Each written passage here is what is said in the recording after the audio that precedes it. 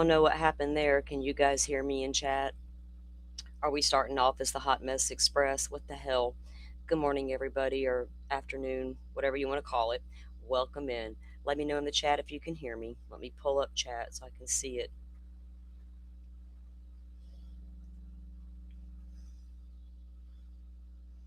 Can you guys hear me?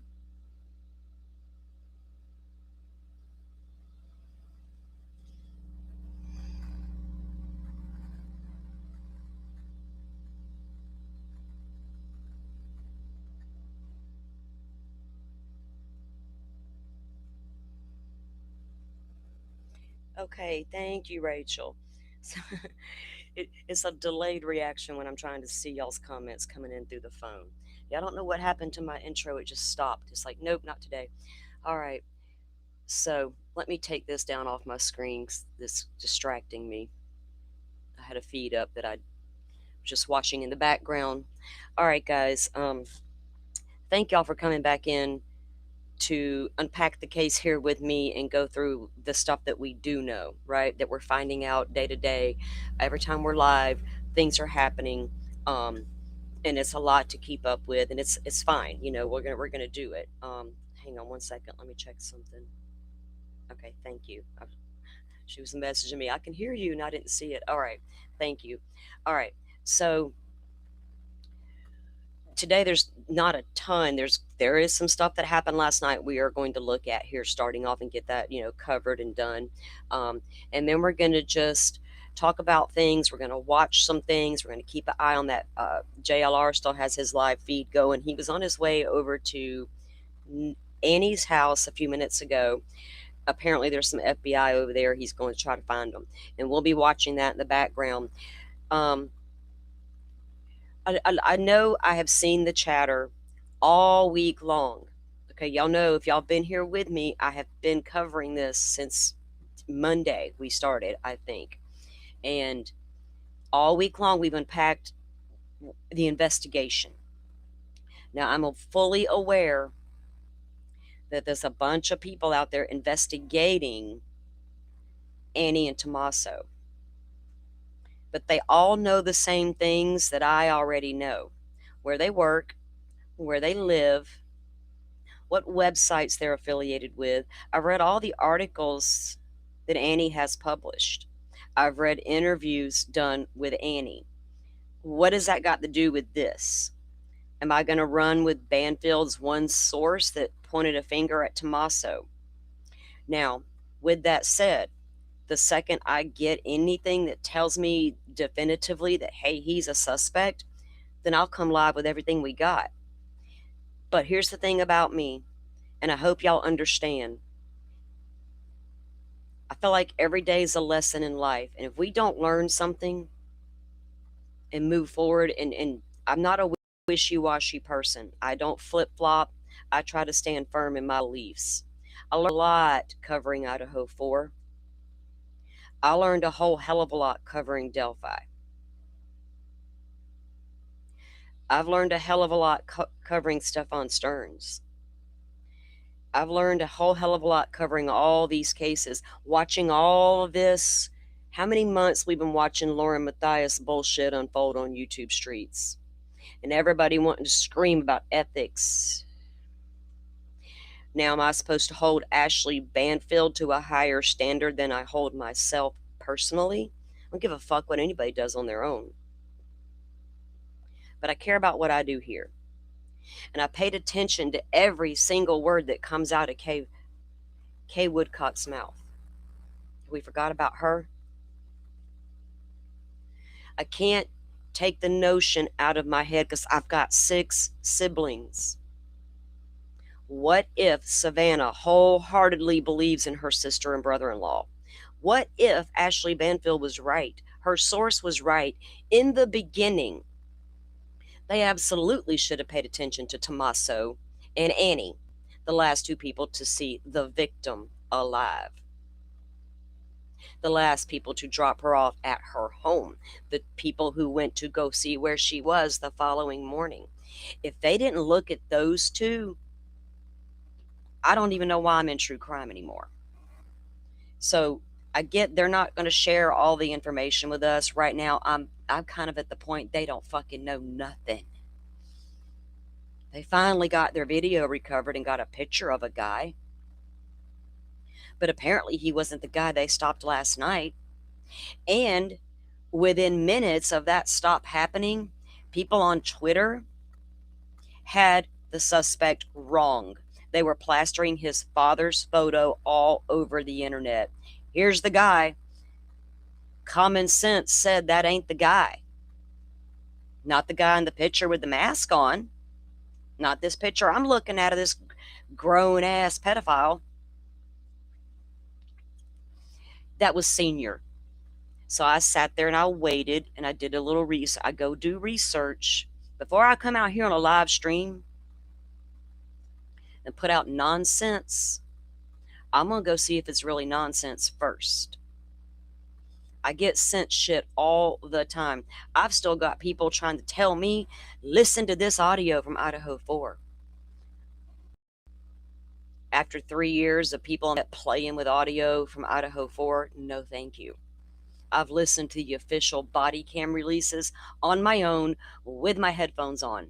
I hear what I hear. You're going to hear what you hear. My reasonable doubt and your reasonable doubt as jurors might be very, very different. That's why we have a deliberation room, which might be coming here soon to our channel. The Deliberation Room. That was the original name of my show, and I changed it.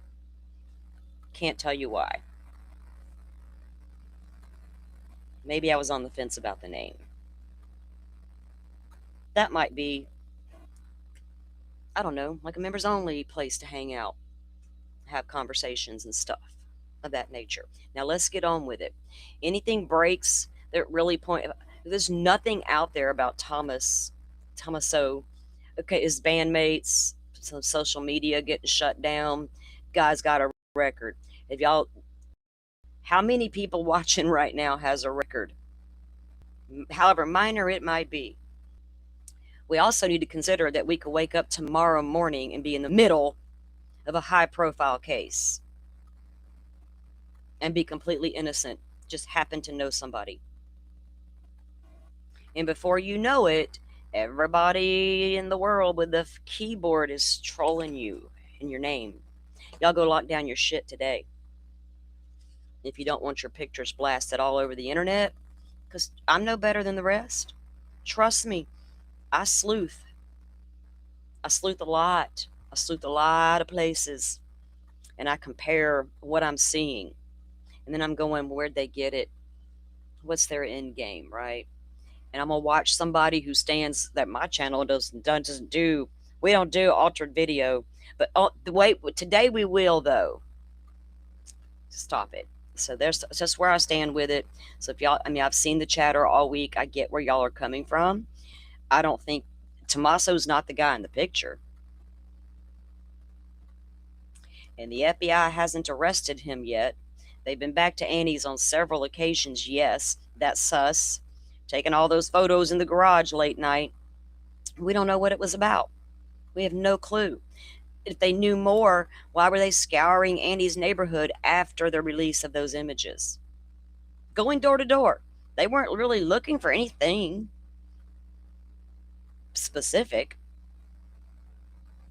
And then we pull over a guy and his girl who has the kids in the car, pull everybody out, take them into custody, him, detain him for several hours, ask questions. They blue lighted the car. I seen it with my own eyes. They went and we saw that they searched their home. They were there for several hours. They took all of the electronics, including the children's phone, and they let the guy go. Let him go. But we're the big bad internet. I'm not plastering that dude's picture everywhere. I will show. I didn't upload it. I forgot. But he doesn't look like the guy in the photos either. That don't mean he didn't know nobody, right? He's the middleman. Now we got some rogue cowboy coming in, reaching out to TMZ. Hey, I know who the kidnapper is, and I'll tell you where they are for 1 Bitcoin into this Bitcoin address. Brand new Bitcoin address that Harvey says is legit. Now, fucker, I hope the FBI is on you right this very moment and you feel the wrath of God coming down. I hope they're swarming your house, guns drawn. There's a legit $50,000 reward for the safe return of Miss Nancy or anybody with any information leading to Miss Nancy. But we got somebody who wants to send a TMZ a letter. I'll tell you who it is for one Bitcoin, which is worth about $56,000. Which you want 6,000 extra off the damn. That's the kind of people this world deals with. So if that's a crazy, that's the second crazy in this case, sitting at home watching all the coverage, going, well, damn, maybe I can get me a Bitcoin. Blooming ass idiots. All right, let's take a look at what happened last night. Oh, what does this button do? It says y'all's comments will appear on screen. Oh, that might work better. I might can see them better. I'm on delayed reaction from y'all. Y'all can't see it. I think it's a new thing Restream did. You know what? When I watch live streams, that comments on the screen's always distracting to me. I don't know how y'all feel about that stuff. It looks different on Restream, don't it?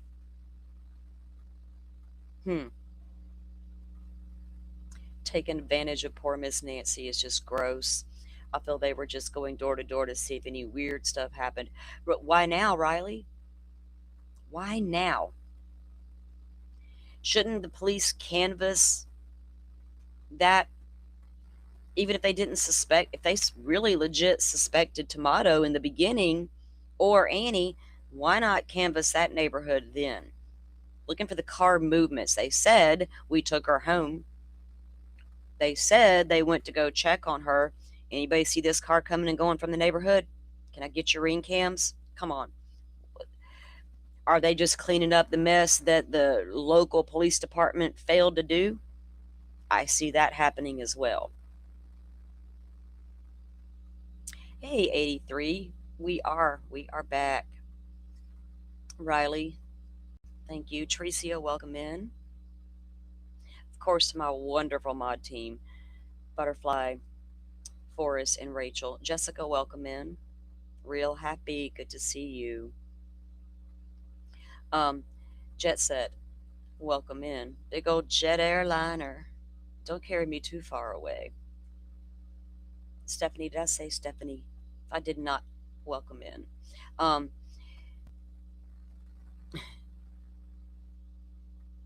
I'm going to try to be a little more relaxed today and read you guys' comments. Y'all know I enjoy the comments section as much as y'all do. Riley, so Harvey, I got the interview. Harvey will not confirm how much money. Remember when they reported there was activity in the original Bitcoin count, right? With the ransom that came in, we're demanding Bitcoin, blah, blah, blah. And so Harvey says the activity shows money, but he would not confirm the amount. He said he's not comfortable doing it. He was asked not to. Now, K Gunn reported $300 in the original account, right? Because they can see that movement too. We don't know what's correct. Harvey will not confirm that amount on his end. And then we got the new guy coming in wanting a Bitcoin. Butterfly, 10 months. I feel like it's been longer. 10 months is awesome. Thank you, ma'am. Thank you. Y'all are not only just my mod, y'all were my friends before you were my mod here on these streets, right? We met in the community, and we hit it off immediately. Now, here's one thing Butterfly and I are going to be doing today. There's a lot. If it gets to where the boom, boom, boom information, she's going to be looking out for breaking new information for me, because I feel like if we can watch a lot of things, but we're going to regurgitate a lot of things as well, and I don't want to do that. And if you watch a lot of these experts, we're on the same path they're on. So shout out to you guys, because we're as smart as they are, right? They kind of just like let us know, hey, you guys were right. So let's take a look, starting with what happened. Now, the guy that was detained actually came out on his front porch and spoke to the media. And I put a video together with that. Like at 2 o'clock this morning. Shit, I think it was. I did that when I would, because I saw he did a little bitty interview with ABC News 15 that was on Twitter. So I'm still up. I'm waiting around. I am fucking looking, right, and then I found it. I was like, oh boy. Now he's done a couple of tiny little interviews with a couple of news people, but this one gives you a pretty good gist of what was going down. He doesn't say anything more in the news. The few people who have interviewed him so far, he's not saying anything more than what was said here. Okay. Carlos was his name.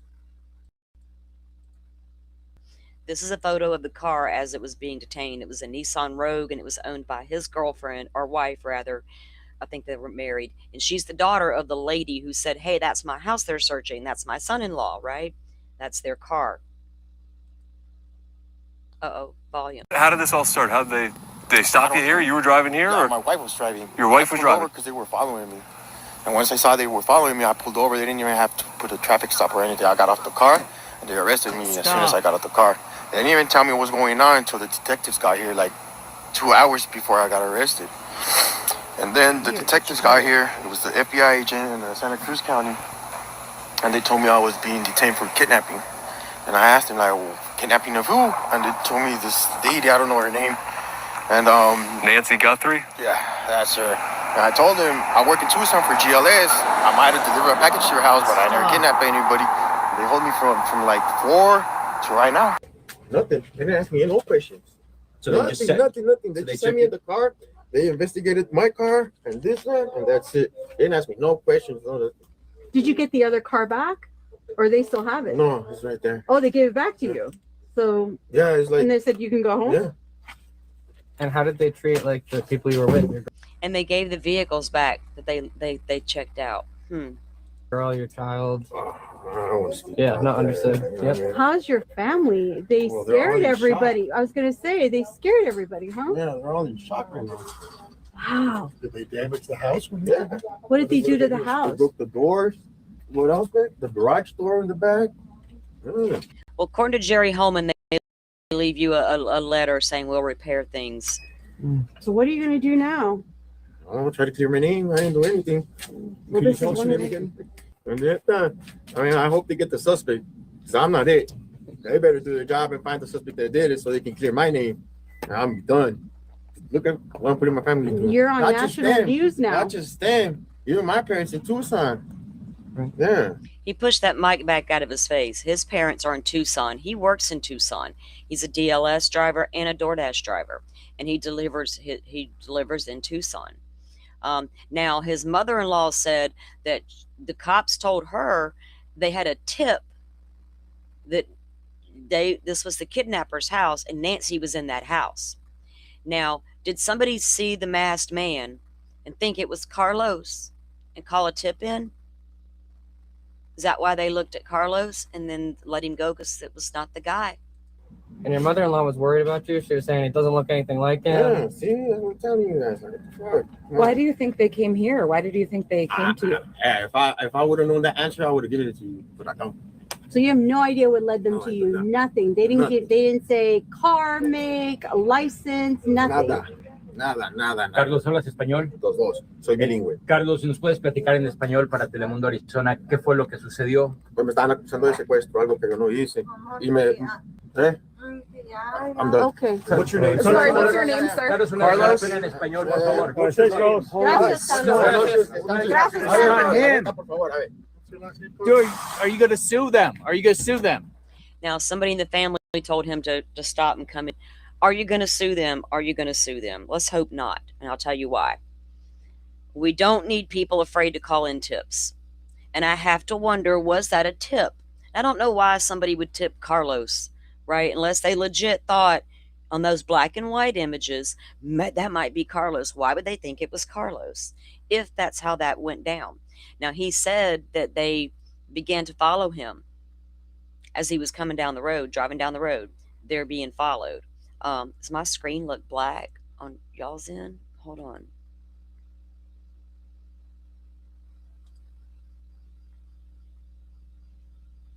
I can't see me on the. There it comes. Hold on. I don't know what's happening. Restream on the computer and the restream on the show on my phone is totally different. I don't know what happened. Um, so what if somebody did call in a tip? They have to go check out the tips. They have to go check out the leads. They have to. So no, it's no fun to get looked at. It's no fun to have your house swarmed. It's no fun to have the FBI and oh my God, all these cops are in my house taking computers. They took all the electronics were taken and all their phones. Now, would they have kept Carlos in custody until they got downloads from the devices? Were they even able to obtain warrants for these devices? Did they have enough probable cause? I don't know why they looked into Carlos, but apparently, if we're going to say they're good cops, good FBI agents, all the things, I don't know about the locals, but FBI, they let him go. So there's that. I don't know what to think about that, y'all. What do y'all think made them look at Carlos? He says he notices he's being followed. He's only, he's not far from the border. I'm pretty sure, you might get nervous, right? I don't know what is I'm sure he's legal or they would have him in custody for being illegal, right? Well, come on, the climate of today. So, I don't know. He notices he's being followed by the cops and he goes to pull over before they can even blue light him. That don't sound like a guy who's nervous about getting ready to be pulled over. So why would they even look at Carlos as where I'm at? Why? Why?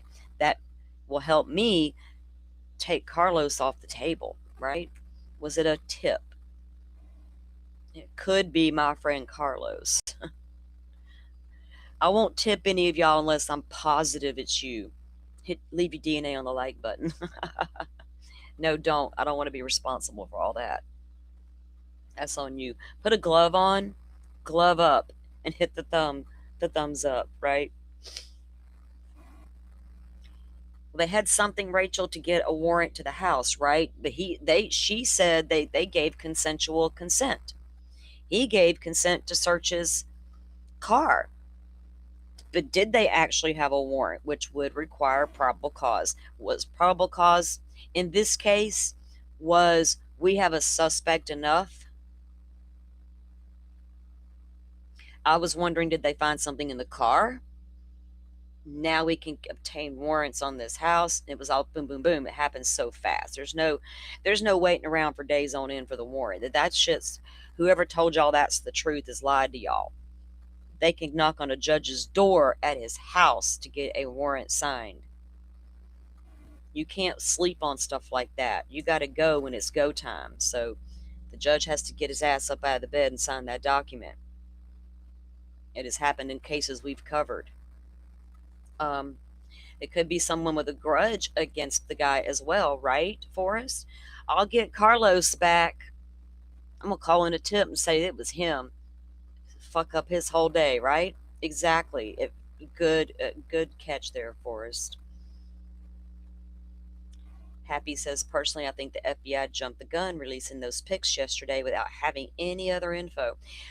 Happy, how long did they have them before they released them? Don't you think they would want to do their due diligence and run it through whatever software they got to try to figure this guy out before they did all that? But they're doubling down on, we released the images as soon as we got them in our possession. I'm not buying it. It's telling there's been no presser with any other details. Exactly. And they did release a statement on their Twitter account today, of course, this morning. No new press conference. I quote tweeted it. Not surprised. Not surprised at all. It's ridiculous. Mother-in-law says they had a warrant. 83. I watched her interview, but I can't remember word for word what she said. So how did they obtain that warrant? What kind of probable cause did they have? We have a suspect. Well, here's the thing. If a tip really was called in that Miss Nancy was in that house, there's your probable cause, right? That's huge probable cause in a case like this. The tip says she's in there. Did we even ask the tipper how they know she's in there? Or do we care? I'm sure there was follow-up questions for the tipster. There should have been. But yeah, that would make sense, right? If the tip told them Miss Nancy was in that house. Remember, search and rescue was staging up. We had the bomb squad coming into but that was all near Annie's neighborhood. Carlos lives way down in Rio Rico, like 50 miles away. So I don't know if it was the tip that Nancy's in that house is what triggered him being pulled over and the staging of that what we saw last night, right? Is that making sense to y'all? Could it be tied together? Because nothing ever happened with the staging of the elite FBI hostage rescue team was there. The SWAT team was there. The bomb squad was there. We're all like, what's happening? Y'all are madly searching Annie's neighborhood. We're hearing about a guy getting pulled over. What? Bomb squad and all this shit. And then nothing. They let the guy go. Bomb squad and everybody packed up and returned to the police station. All nice and quiet. And today we get nothing. Crickets. Nothing. Meanwhile, where's Miss Nancy? As frustrating and as aggravating it is for us, I can only imagine what Savannah and her family are going through. I know her husband has released a couple of statements out on Instagram, just, reiterating, we think Nancy's alive, help us find her.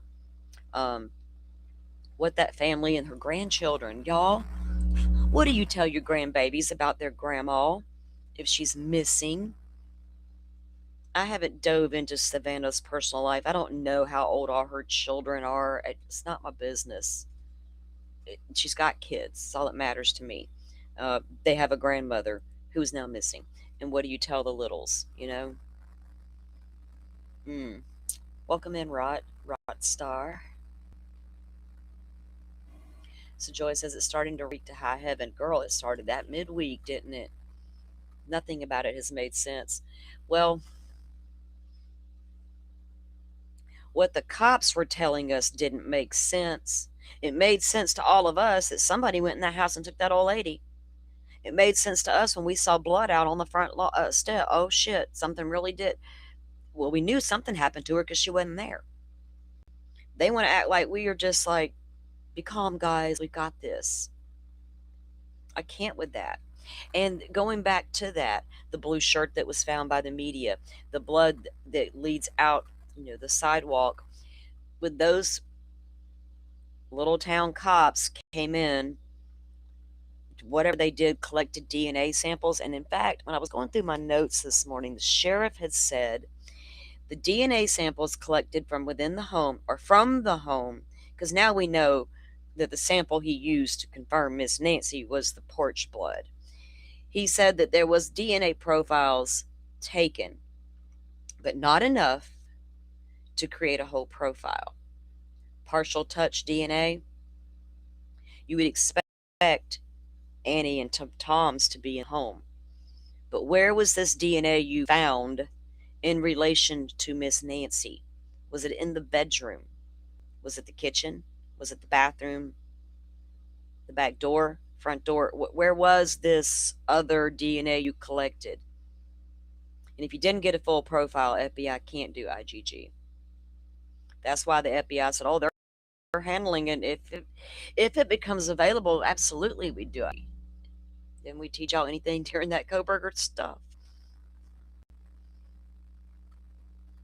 So we knew something had happened, right?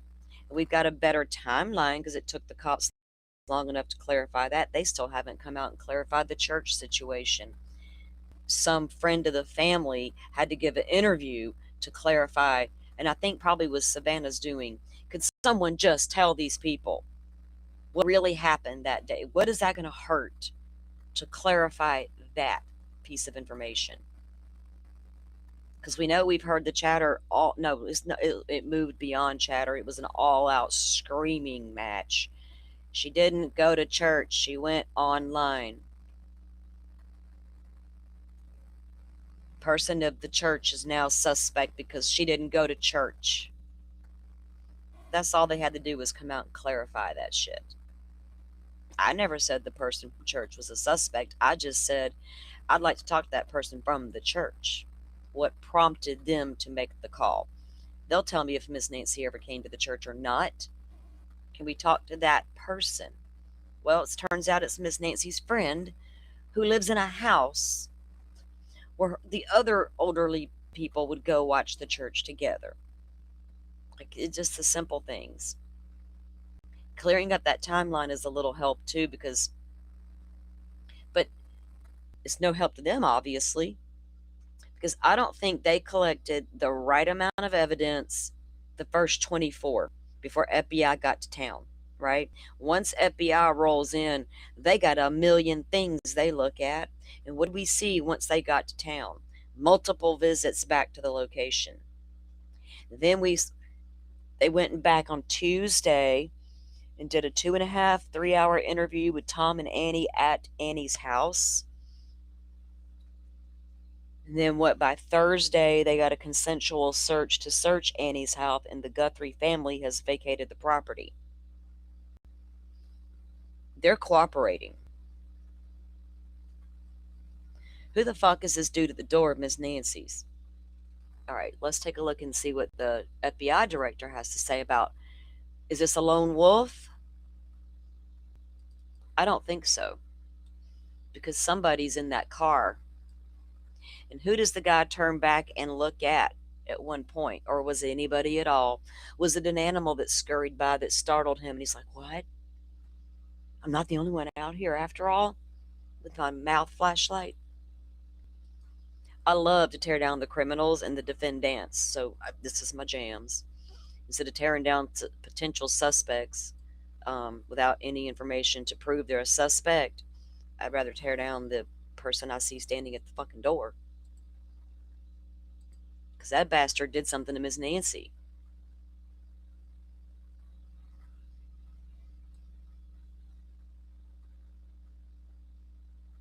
Okay, after we review what Cash has to say, we'll take a look at what Harvey's saying about this ransom situation and this new, a lot of you probably seen it already, that new note he received. Okay, he's live on the phone with Hannity on Fox News. Oh, hang on, Sean, I thought I paused you. I didn't realize how old this dude has gotten. I ain't seen him since the 90s. I don't watch that shit no more. Like, I cannot. You was a hard pill to swallow back in the 90s, Bubba. You and your partner there. What was his name? Hannity and Combs. Yeah, I get around. Haven't watched him in decades, actually. Okay. Here we go. FBI director calling in for a full report. For being here. Obviously, this is the big break we've been waiting for. I know the FBI played a very big role in being able to retrieve this tape. Can you give us some background on how you were able to do that? Yeah, Sean, look, it's great to be with you, and it was great to be, in the ground in Arizona with our FBI teams leading the charge with the local law enforcement there. Things like this happen when you have great partnerships with the private sector. And because President Trump delivered these great partnerships with these private sector companies, we were able to execute lawful searches and go to the able to execute lawful searches with agreement of the private sector companies. Did Google push back on the local authorities when they reached out about this Nest camera? They're like, oh, wait, we're Google. We're not giving up our people's shit without a warrant. FBI says, hold my beer. Hold my beer. These private sector companies and expedite results and then go into their systems and actually excavate material that people would think would normally be deleted and no one would look for. And basically, without getting into too many of the details, that's how the FBI worked with our private sector partners to pull out material that people thought didn't even exist because of the specific type of subscription service on the Ring doorbell. But thanks to this brilliant partnership, we were able to get it out, sharpen it with our technical capabilities at the FBI, and put it out to the world. Because sharpen it with our technical capabilities of the FBI. Did y'all catch that? We're going to listen to, I want y'all to listen to every word the FBI director is saying about the FBI's work that they're not saying. Hold on, we're going to go back. I'm not going to interrupt. That's hard for me to do, but I'm not. I promise. Director Patel, great to have you as always. Thank you for being here. Obviously, this is the big break we've been waiting for. I know the FBI played a very big role in being able to retrieve this tape. Can you give us some background on how you were able to do that? Yeah, Sean, look, it's great to be with you, and it was great to be, in the ground in Arizona with our FBI teams leading the charge with the local law enforcement there. Things like this happen when you have great partnerships with the private sector. And because President Trump delivered these great partnerships with these private sector companies, we were able to execute lawful. Hold on, I just caught what he said for the first time.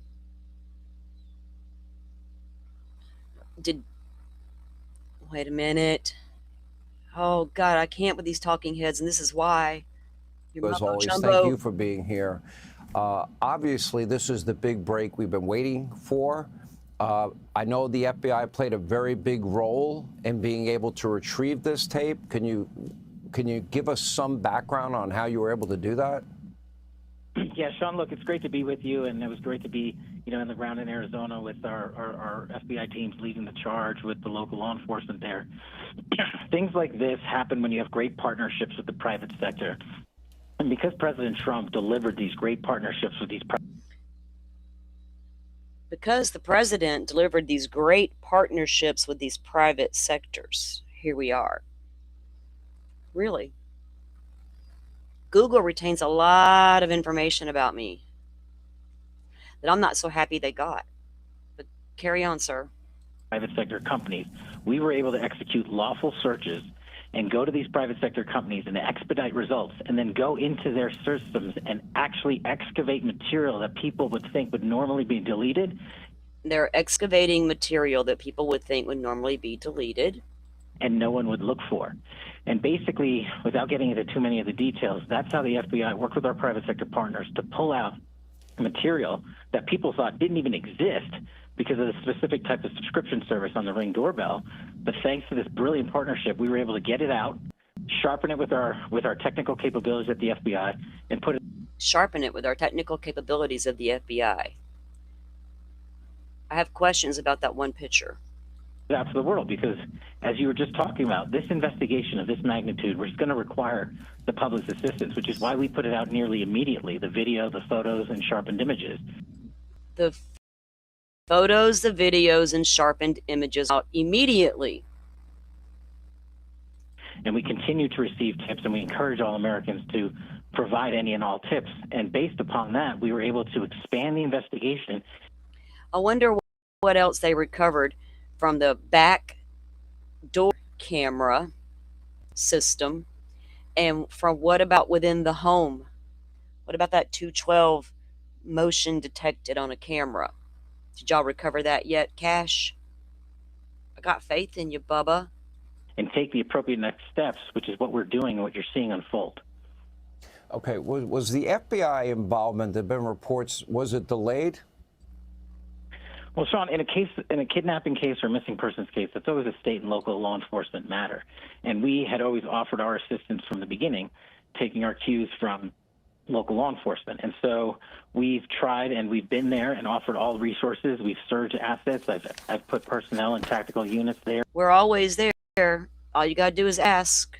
Sheriff Nervous Nelly in Arizona to make sure local law enforcement has what they need. But at the end of the day, the FBI is the only one who has the capabilities and the technical discipline to go in there and assist local law enforcement to get this type of information. And not only were we able to get this type of information, but we were able to exploit information pursuant to our private sector partner engagements that showed us that there might be persons of interest in and around the area related to this event. And so first and foremost, our priority. Okay. Did y'all hear that? Let's hear it again. I'm going to back it up enough, I think, where it can get the whole thing. To our private sector partner engagements that show, and not only were we able to get this type of information, but we were able to exploit information pursuant to our private sector partner engagements that showed us that there might be persons of interest in and around the area related to this event. And so, I got to process that a moment. So Google Did y'all geofence the cameras with your partnership with the private sector? And Google don't like them geofence warrants for the phones.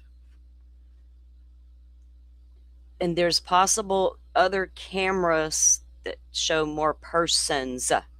Exactly, Riley. Persons. Let's play that shit again while I put creamer in my coffee. Information. And not only were we able to get this type of information, but we were able to exploit information pursuant to our private sector partner engagements that showed us that there might be persons of interest in and around the area related to this event. And so first and foremost, our priority is to find Nancy Guthrie. And of course, right behind that is to find anyone and any others involved in this kidnapping case to make sure they're brought to justice. And that's what we're doing. We're protecting the integrity of the investigation, but we're also being very public because this is a very public-facing case. And as President Trump rightly said, all resources have been dedicated to this. Did they take a look at everybody's ring cams and they don't know it? Are they talking about why is the private sector involved where you see other persons of interest? Does the private sector help y'all do the street light license plate readers? No, they don't. What does Google do? They own Nest. Y'all fucking geofenced everybody's Nest and y'all see some shit. Y'all see people walking down that street on other cameras that were captured, images. Did y'all digitally enhance it? And you can tell there's two people walking down the street, or here comes a creeping car down the road, and then it doesn't continue, so it must be parked at Miss Nancy's. Wow. See, I don't like knowing all that they're capable of doing because it scares me. But what's it going to take to get the bad guy? That's where I sit, devil on one shoulder and angel on the other, right? Y'all getting creepy with your FBI warrants. Hell, Ann Taylor, she was willing to do TUI requests to get y'all's goods, and y'all were like, try us. I didn't go nowhere, did it? She got the warrant, but y'all were like, sorry. Our prerogative. Investigation, they're going to continue on the ground, getting everything and absolutely anything. And Taylor fought the FBI, and the FBI won. That's what the Brian Koberger case was all about the entire time, and Ann Taylor knows it. She put up a hard fight. I have to give her that. She tried to obtain warrants on the FBI. People had never tried to get. She was granted those subpoenas. She did get notes on their cast, but when she got them and seen them, she was like, oh, Cy, we got a problem. Houston, we have a problem. They need from the FBI. Director Patel, can I ask you just straight up, do you believe there are people of interest now? Have we gotten to that point? Are there potential suspects now out there?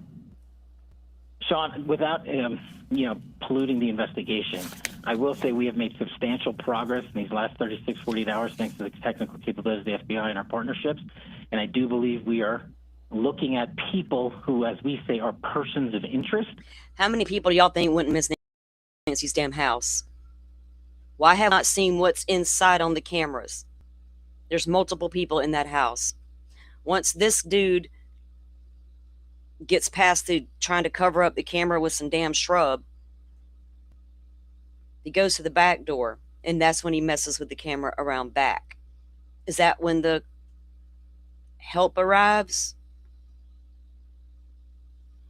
Does a camera inside Nancy's house see multiple people in the house? Who's your accomplice? But as you know, with any investigation, you are a person of interest until you're either eliminated or you're actually found to be the culprit or the culprits involved. And that's the stage we're at right now. Well, what can you... Nobody's been eliminated as a person of interest. That would include Tommaso. Tell us about the timing of apparently people now around her being swabbed for DNA. I would assume that maybe some people are even being brought in. There has been no confirmation that they're being given lie detector tests. Okay, so do we really think... I'm sure once the FBI got to town, they absolutely started looking at the hired help, right? Anything you work been done around the house, the pool guy, the lawn guy, do you got a housekeeper, all these things. delivery service you normally would use, choose, whatever. Those people have all been interviewed. Were they asked to give up a swab? I mean, you can voluntarily do it, or you can say, excuse me, you better bring a warrant if you want to go that far. Am I a suspect? You don't got to give that DNA up freely. Now, did they swab these people because they're like, hey, I'm innocent, take what you need, right? Very well could be happening. But they don't have enough DNA, according to the sheriff, which we can't take that shit to the bank at all. So what does this camera see inside the house? That's what I want to know. Cash knows. You confirm the truth of those reports. Sean, I can generally say this. We are going to interview and interrogate absolutely every single person that we think is involved with this or has information related to this. And we're going to use all of our... But that include the person that reached out to TMZ. They're going to absolutely investigate everybody. Well, y'all should. What about the person who just reached out to TMZ about, I want a Bitcoin to tell you who the kidnapper is? You need to get to your desk and get busy, young man. Capabilities without divulging them to advance this investigation. And that's what you saw play out here. In these last 36 hours, the FBI showed up, worked with our partners. Now, FBI showed up, worked with our partners. I stopped it there. We all saw how he walks up on that porch with that head down, head up, and then grabs the brush for the camera. And there's been a lot of speculation in the last 24. Is he aware of that camera? If they know Miss Nancy, they'd be aware of the cameras, especially the lawn guy. Pool guy would probably know as well. Come to the front door. I'm here, Miss Nancy. Or does he just show up in the back? I'm here, Miss Nancy. People that worked around the home would know front door camera, back door camera. May or may not be aware of an inside camera if they never entered her home. Would the pool guy come in the house? Would the lawn guy come in the house? Probably not. Do y'all think that guy knew that camera was there? And he just didn't think about covering it up? Was going to cover it with his hand? Or did his intent was to walk up and take it and then realize, oh my God, they can still see my eyes? Because you'll notice when he kind of cuffs his hand and uses it to block, right? What it looks like. So I'll let the FBI guy finish talking. And we'll go analyze that video again in a little while. In a private sector, exploited and excavated data that people thought were missing and deleted, enhanced it, put it out to the public, got tips, led to further information and exploitation, and led to further interviews. And we're not stopping. My team is on the ground. We're working through the night. And so tips are coming in and they are conducting interviews. We're just not hearing about those ones, right? Like Forrest mentioned earlier, somebody with a grudge against somebody. What if somebody's legit suspicious? I know that one guy. I couldn't put it past him, right? Those kind of tips may be coming in as well. And they got to go at least talk to the people. It became a big deal when Carlos got pulled over because the media was all over the place already. Hell, JLR was just all up and down the highway. And Brian Enton, too, last night. He ended up down in Rio Rico. Like, you boys, damn it, man. Give him some more pizza. None of those guys that I've talked to when I was in Arizona or while I'm there have probably slept in a week, and they're not going to sleep because this case is of the most importance to the American public, and we are going to continue working to make sure we give the American public the answers, and most importantly to the Guthrie family, hopefully the return of their mother and the modicum of justice that they deserve. I honestly, y'all, do not understand. The talking heads just talking now. I don't understand why that guy picked up that brush if he knew the camera was there. Riley, it kind of like a boxing glove, but not as thick. Exactly. The material. There's been a lot talk about that. And I did listen over at, what was it? The interview room when he has that panel of the retired cops. There's this two guys he has that I really like, these old guys. But they were discussing that glove situation, and guess what? They came to the same conclusions that we did.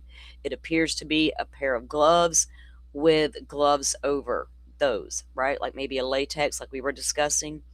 But I feel you on that. It's not thick enough to be an all-out boxing glove. So is it just gloves with something over it, right? After this horrific event. Nitrate, whatever. What can you tell us about the FBI agents spotted combing low-lying desert brush near Annie Guthrie's home? So Sean just asked him about the FBI combing the brush around Annie's home. Let's see what he says. What can you tell us about the neighborhood around Savannah's sister, Annie Guthrie's neighborhood, as the SWAT team rolled out from the sheriff department, if anything? Look, that's just what the FBI does. We're not taking any chances. We're going out there and combing neighborhoods and swaths of territory where we think there might be possible information, and we're going to go out and talk to anyone who has information or we believe has information in this or is involved in this tangentially or otherwise, and we're going to continue to develop those leads, continue to serve legal process. I wonder. Okay, Cash got to stop now because we know all that. We're going to keep watching that video in a minute. So it feels like he knows that camera's there. He's reaching up to grab that camera to try to move it. And he's trying to block it with his one hand because it's cuffed, right? And he's realizing he can't get it off, I don't think, as easily as he might have thought. Is that when he goes and gets brushed thinking that stupid shit was going to work? And when that don't work, pow, he pops it and busts it. I don't see any. It's hard to tell from these the photos because I've been zooming in all week because that brush by the door, right, all week. How did it get there? Why is it there? Now we know why, but I don't see glass fragments. Do I think the cops collected every little piece of fragment? Probably not. Shit, they left blood everywhere and shirts out on sidewalks and cameras affixed to guest houses. So I've got no faith they would have collected every little shard, because I've wondered that if it was busted, because the only part is like the lens piece, right? So would there even, I don't know. It's hard to figure out. Was he a bumbling idiot? That's what I'm wondering, because it appears to me he knows the camera's there. It feels like he's trying to remove the camera and it's not coming off that easily. Then the next thing we see is grab the brush to try to do what? Maybe stick it up there and cover it up completely and then go to the back and do that.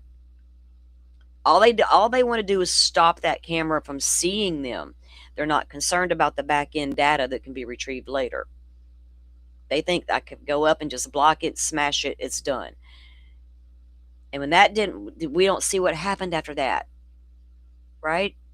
So when he realizes this brush isn't going to cover this up for me and stick like I need it to, and I don't got a backup plan, is that when he busts it to take it off the brace, the bracket that holds it. They say, right, so is it kind of just, it snaps in and out, right, Riley? Maybe his gloves were a little too thick, and he couldn't grab, he just wasn't getting a grip to pull that thing off. So his next thought was turn around, hide my face, grab some brush, and try this. That didn't work. That's the last thing we see him doing with that camera. What happens when that don't work? The dude figures out a way to get that camera off of there. Then he goes to the back door and he gets that camera off of there. What did that back door they didn't show us all the footage they retained from that front camera, right? All the way up to the point this guy removes that camera. And then what does the back camera see? What about the cameras in the house? Is there more than two people in that house? Once that guy gets rid of the first two cameras, now it's time for the people to come in that came with him. Because if you watch that video, hold on. I'm going to mute that sound while we got this up.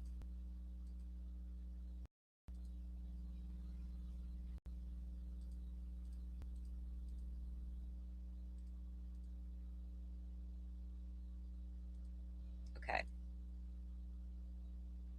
Because he's looking for something. Nothing's out there but the brush, right? Nothing. Some rocks, gravel. What the hell is that going to do? Does he end up picking up gravel and smashing it? I don't know. And then getting it off. See, then he's like, that's not going to work. It's all I got. When they play that video, see how he's got his hand kind of cuffed? He's trying to block that lens, that camera from seeing him.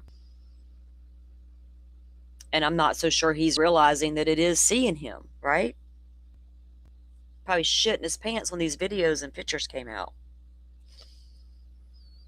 All right, heads down. That dude's aware there's a camera there or probably a camera there.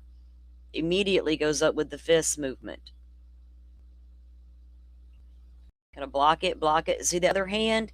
Is he trying to pull and he's like, what the hell?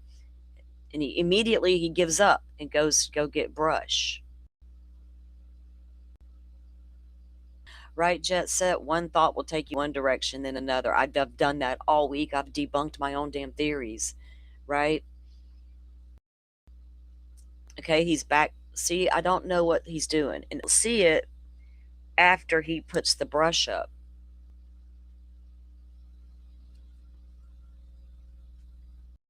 That's when he decides to break the camera and take it off, whatever he did to get it off there. But I'm sure he took it. I don't think the cops took it. Unless he smashed it and left it. And then they took it. And then he back, smashed that lens. And you didn't know they got that, did you? See, that's a different... That image right there. When was that taken? If you watch the video that we have seen and look at the images they released, it's always like movement and something in his face, his hands are going. This is straightforward. He's not trying to hide who he is with his flashlight. When did they capture that? When he first looked up and saw the camera? Or was that the backdoor camera? I don't. Where did that come from? Did he also think the flashlight would mess with the image? Well, I don't know. He has to see. It's pretty dark. But like one of those, remember we were talking about the full moon that night? And I was like, oh yeah, it was a full moon. One of the investigators pointed out, like even in Idaho, one of the first things that Mr. Steve tells you to look at, Steve's a retired investigator. Wherever you are, Mr. Steve, I wish you well. Look at the weather report from that night. What was the temperature outside? Was it raining? Was it snowing? And what was the moon phase? Because guess what happens on a full moon? Not only do the crazies come out, but you can see everything's illuminated. It was a full moon that weekend, but Nancy's yard's all dark and stuff. Did a car creep down, let him out, and keep going and turn around and come back down the road? Because if he picks up that brush, and I think it's when he turns to walk toward the camera with the brush, he looks back. Let's see if they play the video again. When was that image taken? It's almost a side shot. Could have been a screen. Well, there it is right there. See, that's when they took that screenshot that we just saw. Like, where'd that come from? When he was trying to place that up there, it got a straight on image of him with his stupid flashlight. And they just took a screenshot of that. Like I can do right now is click this little button, I screenshot that one section.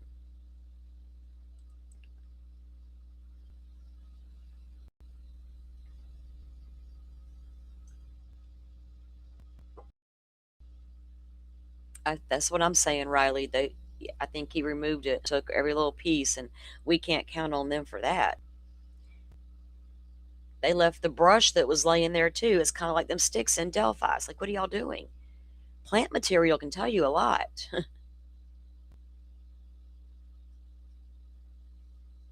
Where's the video part? I'll go to the FBI's Twitter page and pull the video up. It's easier.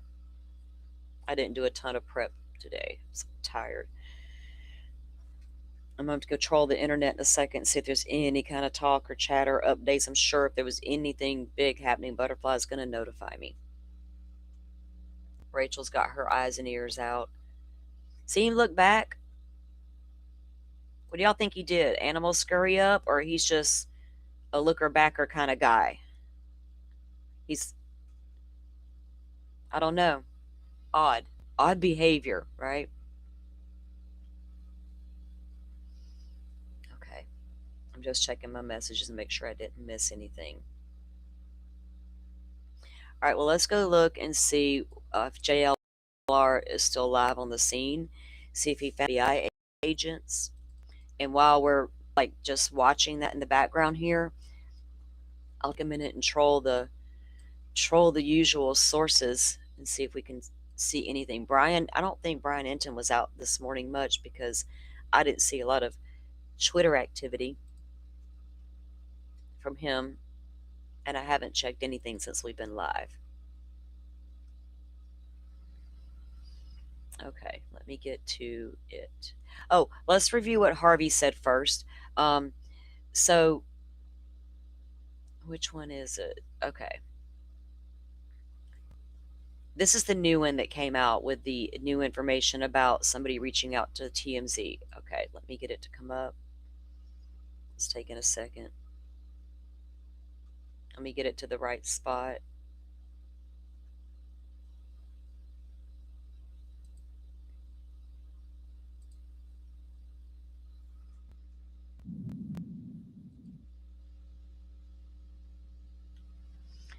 He might have removed it with that shirt and left the shirt. Was the shirt in his backpack, I wonder? There's stuff in that backpack, you know.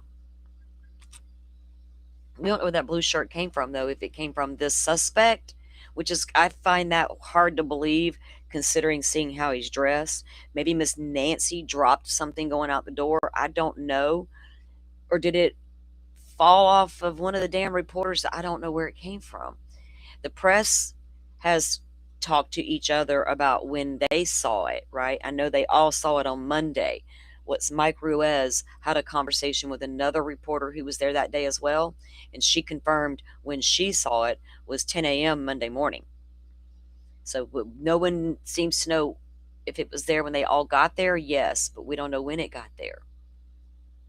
It's weird, isn't it? Okay, let me pull the screen up.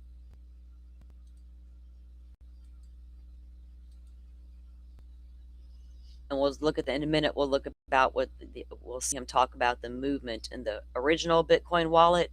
So this is when he's going to tell this guy that they've already turned it over to the FBI. So I'm sure they're working on this today.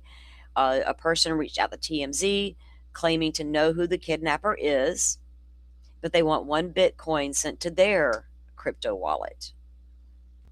Okay. Terrific work from the very beginning on this. Your outlet received an original letter. You did not receive a second letter where another affiliate did. So by my count, that's 2 letters. And you now report that TMZ has just been sent a 3rd letter. Please explain and describe what you got about 90 minutes ago. So an hour and a half ago, we got kind of a bizarre letter, an email from somebody who says they know who the kidnapper is and that they have tried reaching Savannah's sister, Annie, and Savannah's brother to no avail. And they said they want 1 Bitcoin sent to a Bitcoin address that we have confirmed is active. It's a real Bitcoin address. As they put it, time is more than relevant. So we have no idea whether this is real or not, but they are making a demand. It's interesting that, you know, Bitcoins fluctuate in value, but it's around $56,000 now, 1 Bitcoin, which is about the amount that the authorities are offering for information leading to the return of Nancy.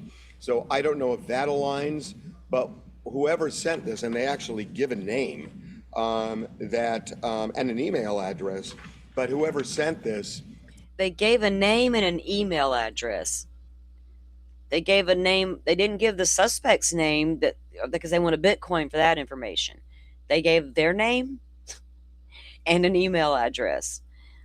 Now, if FBI can go and do all that Cash told us about a little while ago, are they already interviewing the person that sent this stupid letter to TMZ demanding 1 Bitcoin where Miss Nancy's kidnapper is? Are you kidding me right now? Whoever the hell you are, you deserve to be bitch slapped. Is asking for around that amount via Bitcoin for information that they say leads directly to the person. Let's take it a step at a time here, Harvey. Take me back. Oh, Teresa, yeah, there's separate. This new communication Harvey has received from some dimwit is totally separate than that original ransom communication. Here's our Bitcoin address. We want 6 mil. This is just another person on the internet with an idea, just like the guy out of Cali. And now they're emailing saying, we know where the killer is. We know who the killer is, or kidnapper, I'm sorry. Send me a Bitcoin and I'll tell you. Send me a Bitcoin. I'll tell you where the kidnapper is. Sit all the way down. I hope the FBI is knocking on your door. I mean, I hope they're interrogating the hell out of you. To the original letter, I believe you were the one who said whoever wrote. My internet acting funny. Wrote that letter. I don't think you used the word meticulous, but I'll use that word, suggesting that the grammar was right. The letter was very specific about the request. Now, Harvey has said this all week, and I've paid attention to what he's saying about the way that original ransom note was written, and about the way it was structured, all of that stuff. Don't think the FBI wasn't looking at all of that. We got to BAU where you at. Right? We're trying to profile this person. And the way Harvey's described it all week long, and then you take into account this guy on the front porch. I don't know. Let's review. And the demands. Does this letter have the same form that you saw the first time around? No, and I don't think this person is purporting to be that person. Okay. This person is purporting to be someone who probably wrote that first letter. If the FBI's operating theory is right, that they are going on the assumption that the person who wrote this note took Nancy. And so they're not saying they're the kidnappers. They're saying they know who the kidnapper is and will give that information up for 1 Bitcoin. Okay. And again, we looked at this address. It's a pretty bold thing that the address is real. Okay. There were two. It's so easy to set up it takes a matter of a few minutes to set up a wallet. It's not hard. It's not a complicated thing. There's just some steps involved, but you can have a wallet for a cryptocurrency wallet, and by the end of, this afternoon, you got one. And then it's on the blockchain. Other Arizona affiliates in Tucson, KGUN9 and another one, did they also receive the same note? Or do you I don't know. We haven't talked to them. All right, now Harvey, we just, Bill, we've sent this on to the FBI already. Okay, they've sent that new note to the FBI. If K-Gun also received this same new note, they're not reporting it, right? Of course they would to the FBI, but they've not said anything that I've seen publicly, but I haven't looked. Something tells me this person's not going to reach out to anybody but TMZ. Now, are you that stupid to reach out to one of the biggest platforms, you know what I'm saying, in all of true crime, to get your message? Here's my Bitcoin wallet. Let me throw that into the ring. Maybe I'll get a Bitcoin. If you really know who the killer, shit, I'm so used to saying that from what cases we cover. If you know who the kidnapper is, you've got 50 grand on the table from the FBI. Not good enough. Got to get that Bitcoin. And why would you not tell who the person is? Poor Miss Nancy. Look at all this. Look at all the nastiness of the human race while this poor lady is suffering somewhere. Okay, confirmed on that. I watched your interview last night with Sean. You were very careful as to what you said, and I respect that and the contact that you have with authorities. There was, late last night, there was a Bitcoin address that had $6 million deposited in it. I don't know if that's real or a ruse, but I'm sure you know of it. So, I don't know who this Fox guy character is, but he's like, I heard there was 6 million deposited into that original Bitcoin. No, we've heard 300. That is coming from K-Gun. Hear what Harvey has to say about that amount. Into the original bit. Remember, we also heard, so when they're doing we had heard yesterday, what time was it? Harvey said 4 o'clock, just before 4 p.m. LA time, which would have been 7 Eastern. When everything else, the images were coming down, we got Carlos being stopped later. Excuse me, that's when this was happening. And there was activity in that Bitcoin account. Now, people online were weighing in who are in the cryptocurrency world saying, well, that's a large amount to ask for all at one time. That could have been to test the waters on the wallet, right? They want to be secure too. When they send somebody an NFT, we're talking it could be into the hundreds of thousands of dollars, right? they're not going to send you. It's a whole thing that people are scared to death of being taken or ripped off because we know there's nefarious players on the blockchain, and they know we know. But Harvey won't say how much was put into that original account. Was it a feeler? Here's something to see. Did the FBI did deposit something in there to see if somebody would make a transaction in the account, which might help them get to who it was? That's my thought process on that. When you looked at that address, did it match what you saw in letter number 1 from several days ago? I am not comfortable commenting on this. Okay, so then it's possible, I'm sure you know of it, when you looked at that address, did it match what you saw in letter number 1 from several days ago? I am not comfortable commenting on this. Wait.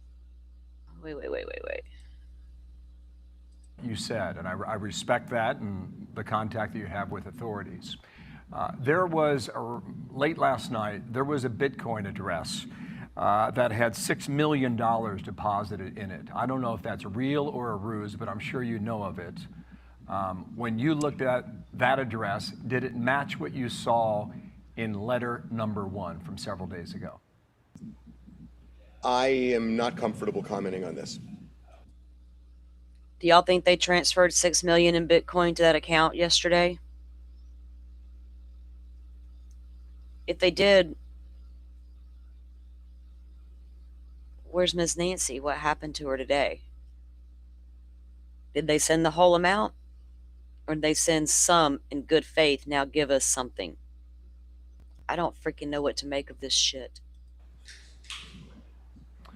Okay, so then... Exactly. He didn't say no, Butterfly. He's just not commenting on the amount. And I saw him say in an interview that he was asked not to, and he's not going to do it. You know what? $300 K-Guns reporting is, I'm like, $300? That's nowhere near close to the 6 mil. What are we doing here? And then the NFT guys, or the cryptocurrency people, because they don't just deal in NFTs. They fucking, their coins are their coins. Yeah, test the waters on a wallet, because they can track these wallets. I can track the movement of your wallet. I can track what you have in your wallet. I just need to know your wallet number. And if I'm going to send you a transaction, I'm going to pay you for an NFT or sell you an NFT or trade you ETH, whatever we're doing. I've got your wallet number. You've got mine. The blockchain can see the wallet number. That's when I asked my friend about any movement with large sums of money like that. But guess what? A lot of companies and a lot of people are using cryptocurrency these days. There's a lot of money moving through the blockchain every day, large amounts of it. But a really high amount would trigger something on the blockchain, and there are people who live to look at that, right? So I don't know if there was any movement in that direction that I don't know. But Harvey's not giving up any information on how much that amount really was, which is that odd for Harvey? He don't mind telling us the stuff. Safety and concern for Ms. Nancy, I respect him for not doing it, right? They might, Teresa, that's what I'm wondering. Is somebody still been in contact with them and we're just not hearing about it? TMZ's not reporting any more communication with the kidnapper. K-Gun's not, but we have this rogue person seeking a Bitcoin. It's possible that the Bitcoin address that was requested turned out to be this particular one. And that would wouldn't read anything. I wouldn't read anything into this. Okay, so if the suggestion that money was paid may not necessarily be the case. Is that what you're saying? Correct. Okay. He wouldn't read anything into it. What did the FBI do that for? What did they do that little deposit situation for? When you watch the camera video that was sent out yesterday. Does it make sense for you as to why the FBI would give you this image and that image, but they would not give us the image of the camera being ripped away? And based on some inside reporting, it's been suggested that whoever was standing in front of that door took the doorbell camera with them. It seems to me if they were familiar with that house, they would have known there was a camera there when they approached it. And this whole idea about taking these flowers and sticking over the camera lens, it seems a little... Is there a car to the, when he looks back, is that the direction the car, is that the road they came in from that direction? He kind of walks up from the left side. Oh, goodness. Foolhardy to me. And if you're right... Or do they drop him off? He comes in from that side, they's up, now they're on that side, and that's when he looks back. I got to make it work in my head or it's not going to work. Can't just tell me the theory without telling me how that theory would work, right? That's how we debunk theories. So that's what I'm sticking to that right now. He could have got out of a car, approached from that side. Now I'm looking through the camera lens, right, into the yard. Just going through it in my head. But I don't see a car. Hey, did they recover any video from before the guy walks on the porch? Or any images? Was there a car that passed? Because, all you're going to see is the brush, but you would see the headlights go by, right? You'd see a headlight. Koberger's car taught us we can see the headlights, Bubba. We can see headlights. About the initial letter, that they were so careful in the way they constructed the letter itself, this wouldn't match the meticulous nature of that first individual. How do we make sense of that, Harvey? You see it exactly the way I see it.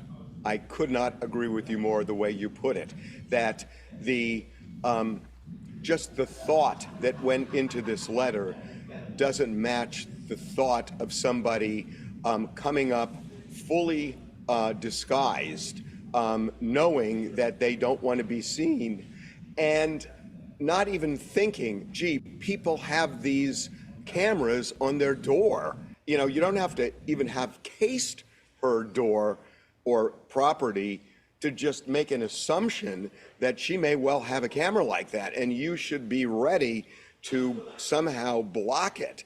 Have a piece of cardboard, have something to immediately block it. And this person walks up almost surprised that there is a camera there. I don't know that he was surprised. Did he think he could just walk up and be able to remove it? But he found out it wasn't going to be as easy to remove as he thought it was. Did he practice that with somebody? Like, did he buy one and practice it beforehand with his little thicky type gloves on? So I don't know that. I don't know. They're saying this guy's not as smart as the guy who wrote the first ransom letter. Or are you going to send the smart guy into the house that will do whatever it takes to earn a buck, including go kidnap this old lady for you? The fuck, Harvey? Get with it, man. And then walks over and stoops down in the garden area, grabs some shrubs. I agree with you. The mastermind wrote the email, Harvey, wanting the $6 million. It's very meticulous because they're the mastermind. Kind of like the FBI director. We get to sit in the office and call the shots. It just does not align. Let me ask another question about some of the activity around Annie Guthrie's house last night. Our reporters have been there. They saw him poking around in different areas, different neighbors' yards and the backyards there, and apparently some of them readily gave access to the FBI. Let me ask you an uncomfortable question. Do we know the status of the relationship between Annie and her husband? And Annie and who? Her husband. Look, no. Let me ask you an uncomfortable question. Harvey's about to fall asleep over there. Oh shit, someone's laying on the doorbell. It's probably my sister. Y'all hold on. And look, I know why you're asking this, and let's just put it on the table. There have been all sorts of, reports, especially on social media. People are talking about who it could be. I have absolutely no basis to even raise that. And I'm not saying it's true or not true, but I've done checking the way everybody else has, and so far I just don't have any information to give it credibility or shoot it down. Okay, let me ask another comfortable question since we're in this area here. They have not told us after the garage door closed where the son-in-law went. The sheriff was very careful not to say who dropped her off, but it's been reported that it was the son-in-law. And is there any reporting after that they've been able to track where that vehicle went when they left her home, assuming they did? I'm not privy to that information. I don't know. I'm only going to say what I know, and I just don't know. Okay, understood on that. One last thing. This $300 that was deposited last night that you were talking about with Sean, has that gone anywhere since that was reported last night by you? I have never said an amount, and there is a reason I haven't said an amount, and I am going to stick to that regardless. That dude tried Harvey. You reported $300. No, I didn't. That was K-Gun. What anybody else has said. There are reasons behind why I'm saying that, but I gave my word on something, and I don't want to impede this in any way. I wonder if Savannah's talked to Harvey.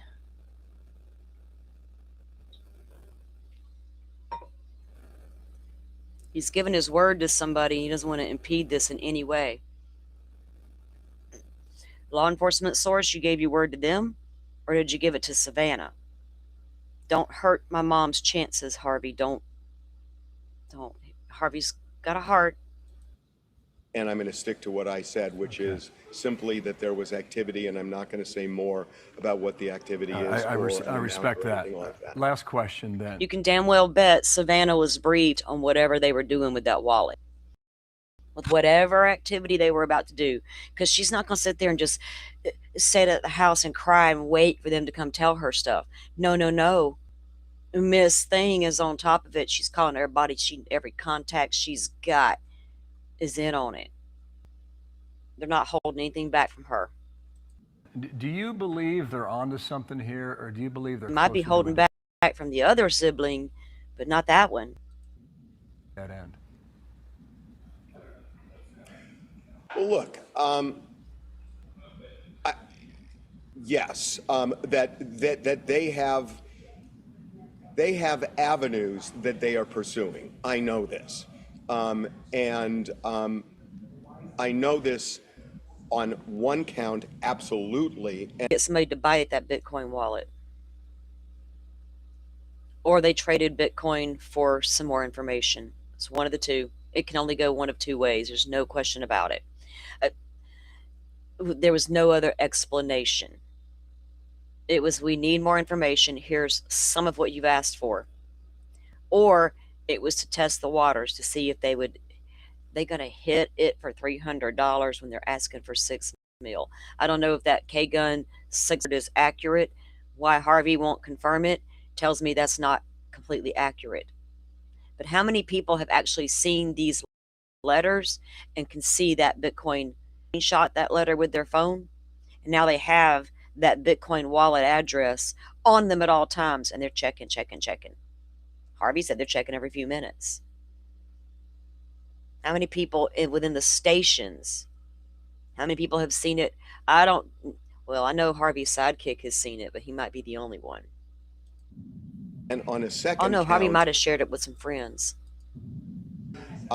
Look, he is dressed head to toe in various items, and I am sure that and I will say one other thing, Bill, that law enforcement has told me they are operating under the theory that this person lives in the Tucson television area, and that's why they've had so much contact with the local television stations there. So I am assuming at this point, and I don't think this is a leap of faith, that they are contacting anybody. If this was a real, legitimate kidnapping for a large sum of money, You need to know that area, not just where your victim lives. You need to have somebody in that area that knows. Underground criminals can reach out. They have networks, right? I need somebody in Tucson. Hold up, I got a guy. Who, while you're showing the glove there, anybody who might have sold a glove like that, who may have sold a backpack like that, may have sold a sweatshirt like that, pants like that, anything. A recent sale, not a year ago. Who's going to remember that if a salesperson? But the other day, a guy came into my store and purchased that same type of backpack. That they are contacting them, because we have seen time after time that one of the ways they catch people is that they will find somebody who bought something 2 weeks ago, and they remember Koberger's teeth that he bought in March before he ever took off for college. Look at the surveillance video of who's in the store. Even if they paid cash, they have a time on what to look for and who goes to the cash register with the item and walks out. And that happens all the time in law enforcement. So I think what he's wearing, aside from the fact that somebody may be familiar with it, they are going to try to find out who bought it. And if they bought it within a fairly narrow You time think it frame. looks like a costume, Rachel? It looks like a burglar's costume to me. Clad in black in Idaho. All we could see was his eyebrows. Or all she could see was eyebrows. It's typical standard gear for a thief or a bad guy. So could you imagine how far down that road did he walk with flashlight in the mouth? Now it's super dark, late at night, middle of the night, apparently. Everybody's probably asleep, not really up looking out the kitchen window or whatever, or sitting in the living room and notice there's a guy walking down my street. I don't know, because he's got on like a regular jacket. He's got on a backpack and some black gloves and a mask. Expect from a bad guy trying to hide himself. But yeah, so it's like the bad guy costume, right, Rach? That's your kill suit, so to speak. And your kit is on the back in the backpack. He just forgot to bring tape to cover up these damn lenses with. And that brush wasn't going to cut it. So how smart is our guy boots on the ground in Tucson? Low-level criminal willing to do whatever for some money, like I said? I got you. I can break into a house. Just let me surveil it for a minute. And before this, because these are not things that I would think people And just... if this guy's a hired gun, he was probably paid quite well into that house and take Miss Nancy for them. There's a good possibility this guy and whoever these persons of interest are that are his tag-alongs, they could be the hired guns.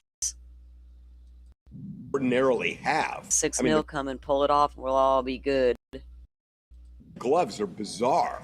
So I would think... Tracy has got a good point. Is it cold enough in Tucson to wear a ski mask? No. Right? So definitely going to be sticking out like a sore thumb, right, Tracy? If you're driving by, you worked late, whatever, you had a craving, had to go get something from the fast food. You come home, you're driving down your road in the middle of the night, you're like, oh shit, there's a ski mask guy walking past me. Hell, it's hot as fire out here. It's like in Florida. If I see a guy in a ski mask, I'm going to be like, excuse me, I'm going the other direction. Something's up with that. Yeah, it looks like a burglar and not a kidnapper. What does a kidnapper wear, Rach? A Dickies, black turtleneck, and black...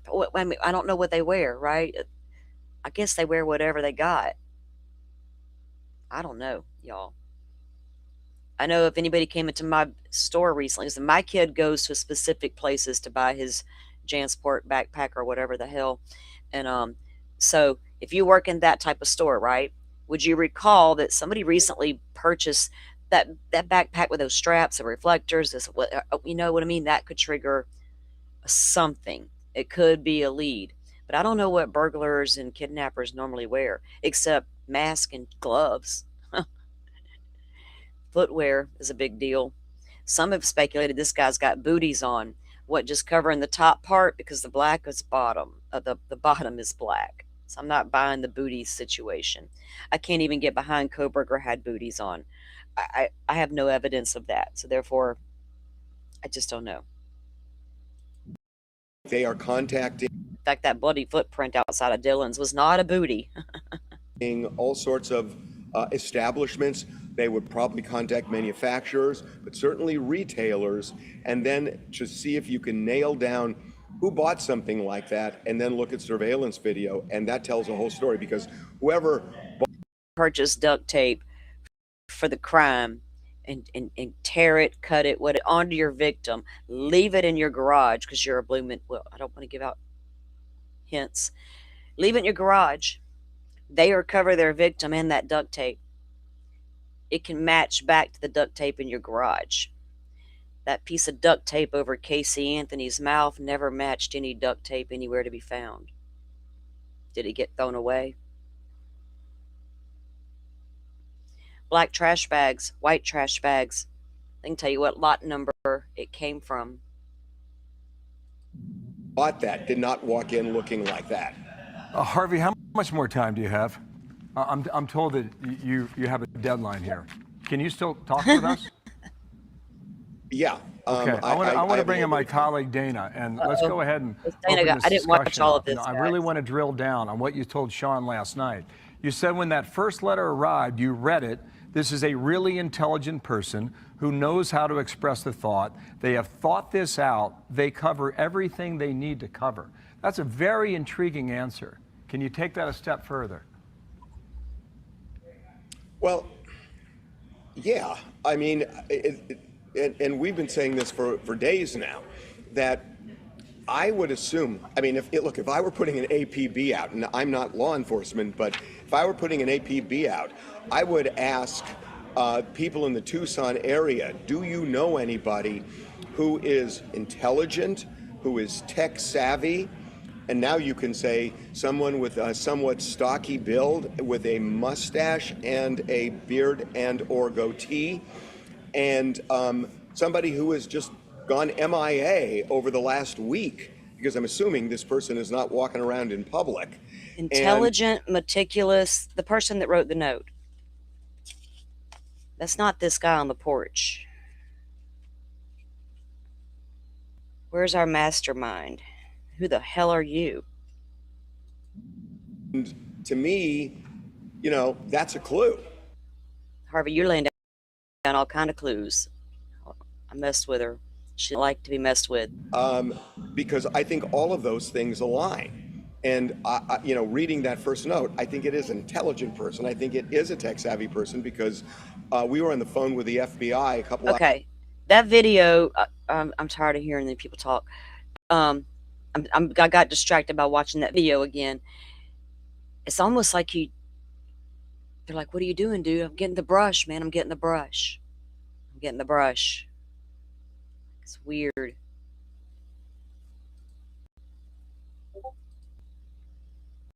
Uh-oh, I really messed with it that time. Here it comes. Looking for a logo, maybe a company issued jacket. Even on zoomed in, it's hard, you can't see a logo. People online have speculated. One person claimed to have found the jacket, but literally, I gotta take it down. It had ribbed cuffs, right? And there's no way that's the jacket. We've all seen the pictures. I am not buying that the jacket this guy had on had a cuff like that. Let me see, I deleted some of the photos I had up because there was a lot I had uploaded and I felt like that might have been messing with us. But I didn't delete all of them. Do I have a close-up? Right here. That sleeve is not cuffed. I mean ribbed, like tight, you know, like elastic in it where it would fit tight around the wrist. So somebody on Twitter found the jacket like that and posted it. It looks similar because of the color, but that was it. I ran it through Google Lens, and it comes up a couple of different types of jackets. So that's where we are with that. Don't think I didn't try. I do my sleuthing. But I couldn't see any logos on it either, which tells me it's not a brand. because not everybody's going to wear a brand. If you're going to go if you're going to go buy a kidnapping suit, are you going to spend a lot of money? Or do you normally spend a lot of money? I'm not a brand person. I'm not. I'm probably going to steer away from them. It depends how well made it is and how long I really want it to last, right? But I'm in Florida, winter jackets. I'm not. So I'm not out there looking for brands. But there's nothing. Doesn't seem to be anything on this one, right? It could be a very generic type, common brand sold in department stores across the region there. But I didn't see anything, and it's hard to tell. I mean, you don't see a logo. I never saw it. Some searches would come back that it's a Nike jacket, but you don't see the Nike emblem on there. Doesn't look like my kids' Nike stuff, right? And if you look down at those shoes, I know photo enhancements show it's possibly sneakers, but I don't know. There's a thick black sole, it appears to me. And I've said that from the time I saw them, but I could be seeing it completely wrong. Y'all, well, a lot of y'all know I am blind. There's also this. The way the handle is facing is to the right. You'd grab with your right hand and pull out. But he grabs shrub with his left hand. As a left-handed person, I'm going to grab the shrub with probably my right hand. But if I'm about to pull that weapon, that left hand's coming out. That's my dominant hand. I need this to work right. Otherwise, I'm probably going to fumble it and shoot myself. But I do a lot of things with my right hand, but not that. That I don't get. I've heard the experts talk about the placement of the gun. I've made fun of the placement here. It's always been an odd way to carry it unless you wanted it to be seen without having to pull it out, right? Do you want to pull a gun on an old lady, or is just the sight of it alone enough to scare her into doing what she's asked? So that could be, in my mind, the reason why it's right there. I've heard cops talking about the length of the holster and the gun itself not matching. It's way bigger than the gun. I don't know what to make of any of that or what it means. Did he not have an accurate holster? And hey, well, I got this one. It might work. Yeah, I've never seen nobody put it there either, Butterfly. But if you don't want it in your hands, because you got to free your hands up to deal with these cameras, but would it be on the side of a holster, right?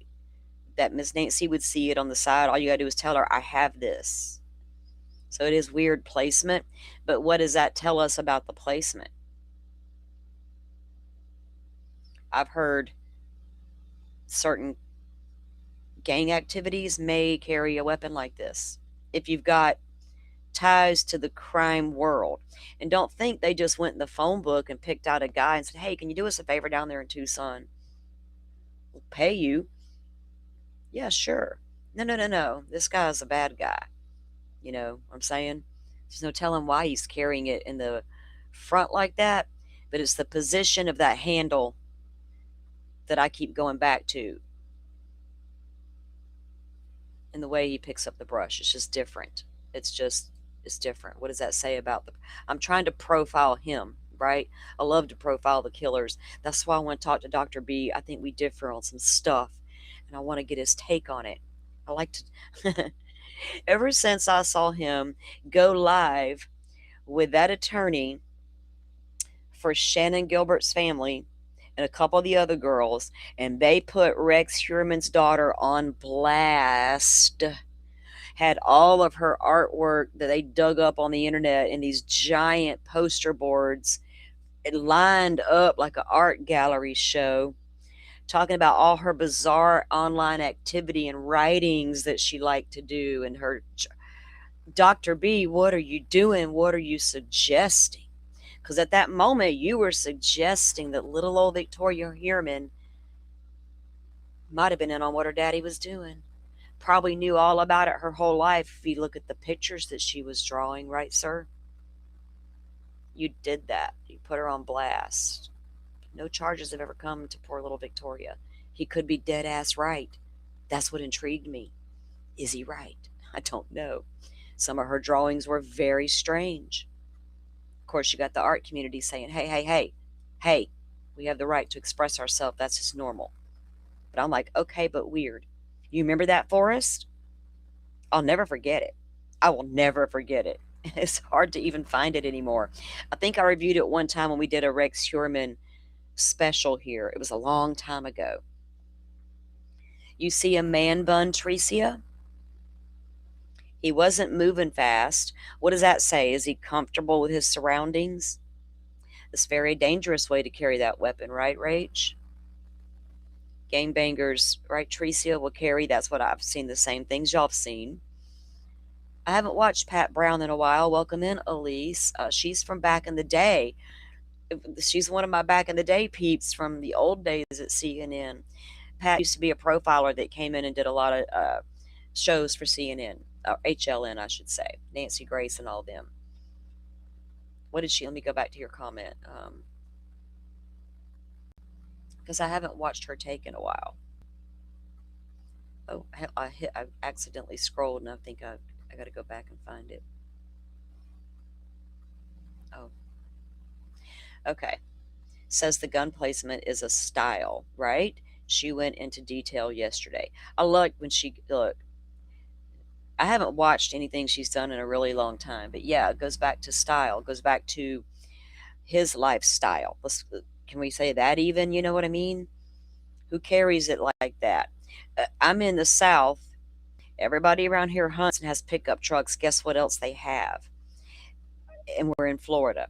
It's on the side or mounted under in your truck or in your purse.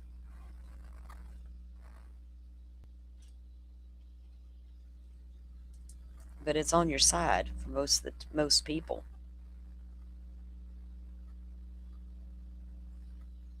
You think so, Rachel? People are analyzing his height, right?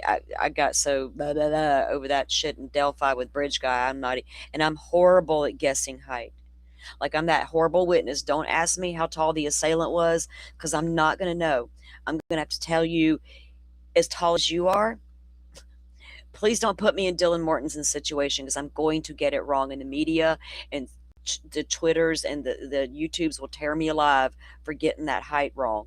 But I know I'm going to get it wrong each and every time. It's just me. And I'm self-aware of that. So I've always said, hey, look, if some shit goes down, try to remember the detail of how tall this person is, because I know I'm not going to know. So much taller than me, that kind of thing. But what do y'all think this person's height is? I don't know about the weight. That's hard to gauge. I'm thinking your hubby may be right around that. 6 foot 220. That's my ex-husband. Does that guy look like my ex-husband?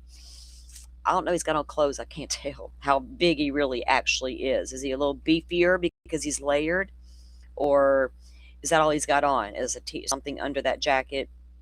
Hard for me to guess the weight too. As far as the height, I've seen it guessed from 5'8" to 6 feet.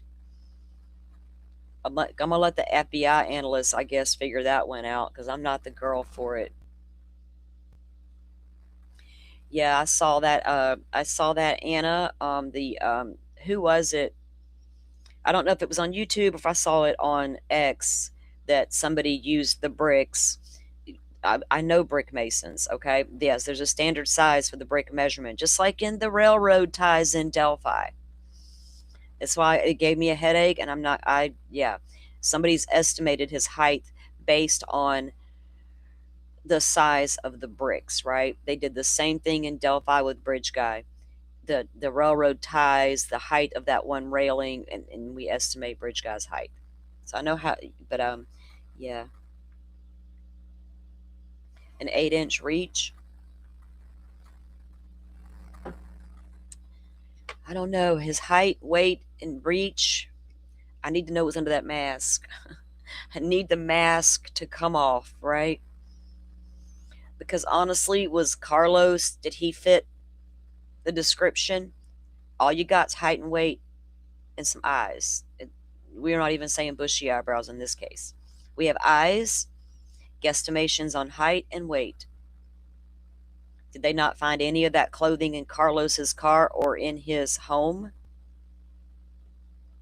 Did he have a solid alibi for where he was on Saturday night when Nancy was kidnapped?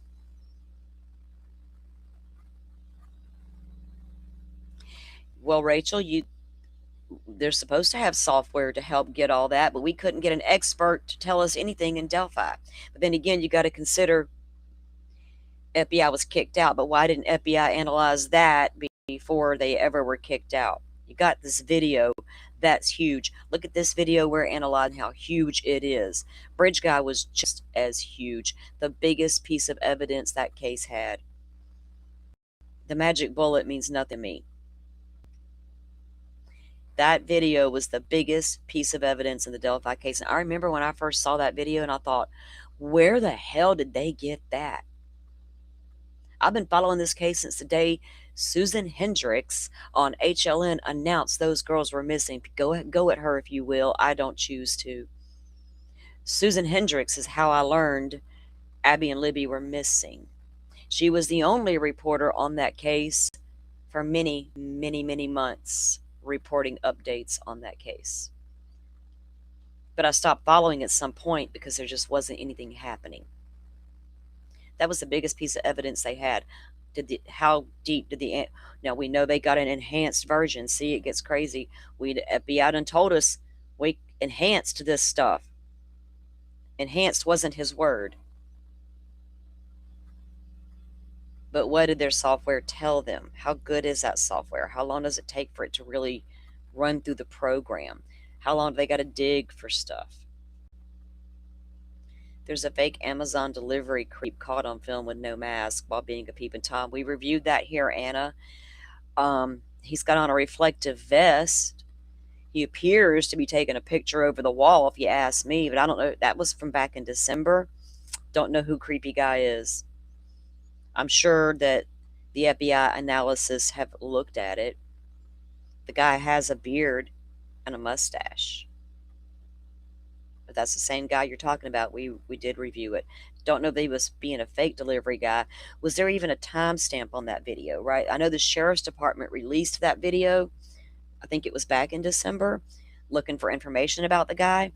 But I don't know the timestamp and all that on it. I didn't go deep dive it, because until they do, then I will maybe. There's been so much to unpack all week. I've seen a lot of it out there, but I haven't went and looked at all of it myself yet.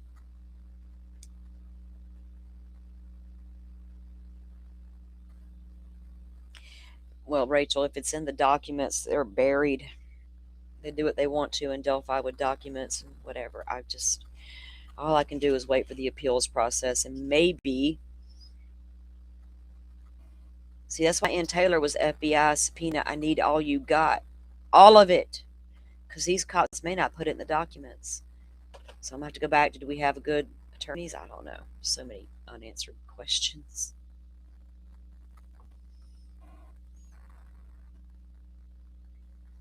Okay, let's see. Let me pull up. Is JLR live, guys? What's going on the scene? While I troll for updates of any sort.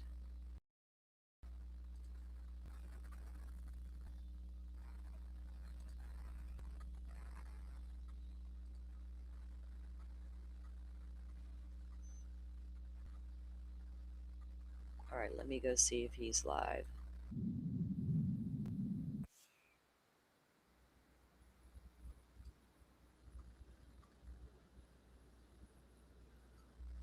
That guy Carlos said his wife was driving and they were following me. The video started in my ear all over again. Okay, let me go here because I don't have his thing saved.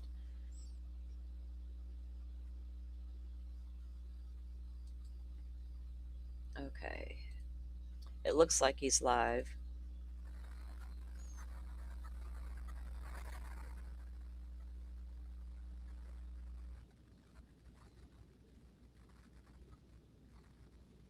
They're outside of Annie's, or he's outside of Annie's. In this angle, I don't see any. I guess that's security sitting there in the SUV, maybe.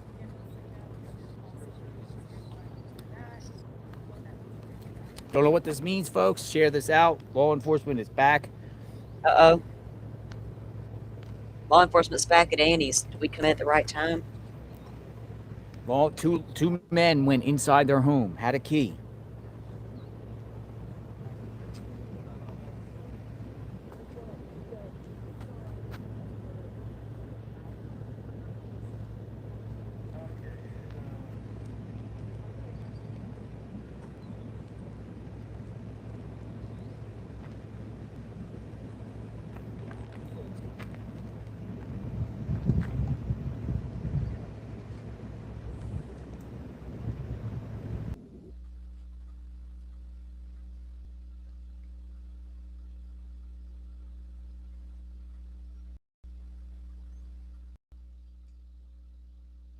I don't know if that's me or JLR. He's not driving, so it's probably me. There we go.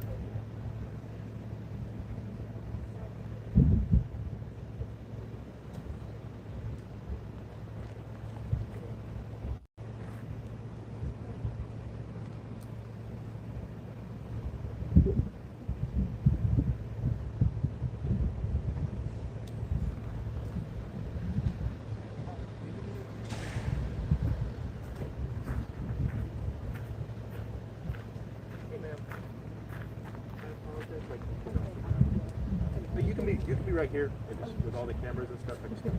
Sorry. No, I apologize for being nasty about it, but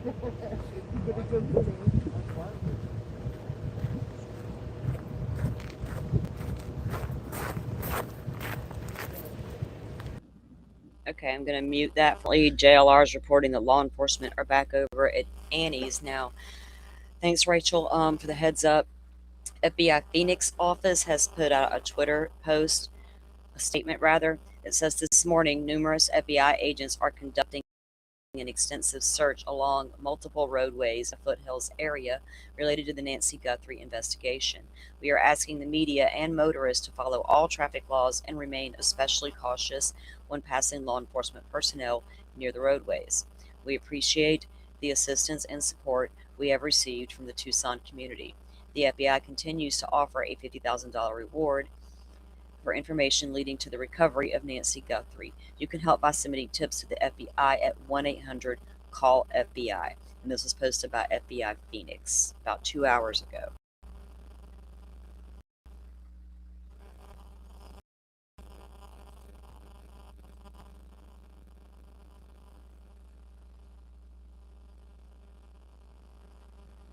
And I'm going to keep looking for updates while this is playing. I'll unmute him in case he tells us something that we need to know.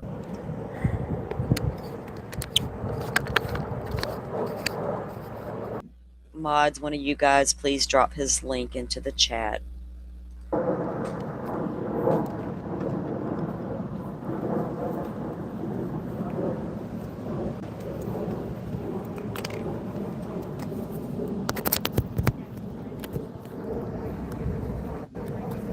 Uh-oh.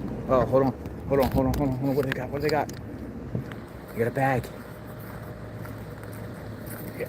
Gloves in a bag.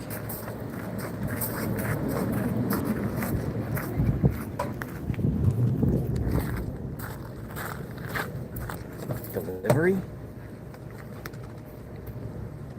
Hey guys, are we collecting evidence?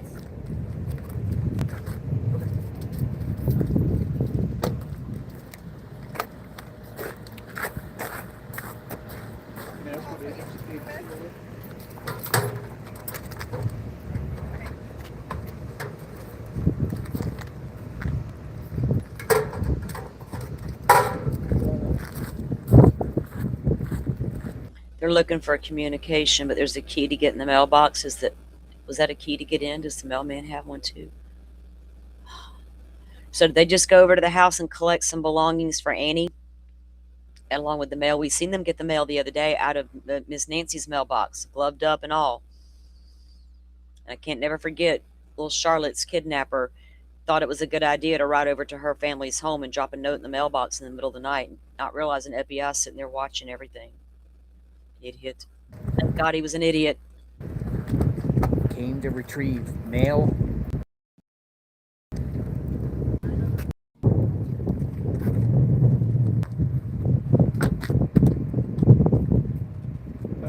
you gotta go low. Came out with some bags, but it looked like food bags. You could roll it. Before. The agents are now leaving Annie's house. They came out with a trash bag and a brown bag. Trash bag and a brown bag, folks.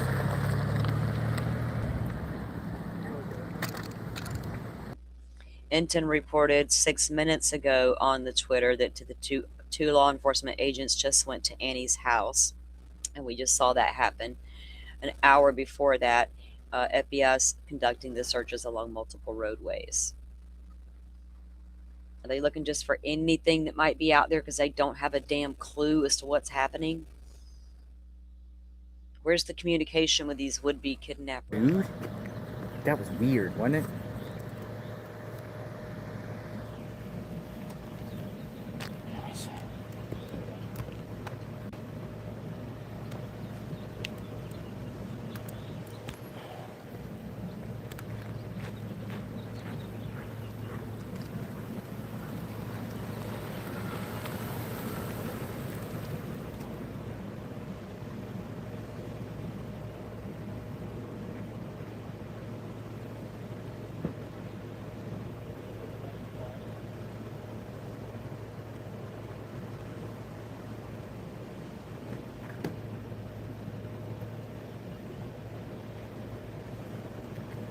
It was the weirdest thing I've seen, man.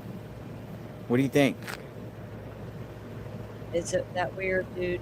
Really? In the big scheme of things? Maybe a little bit, but nah.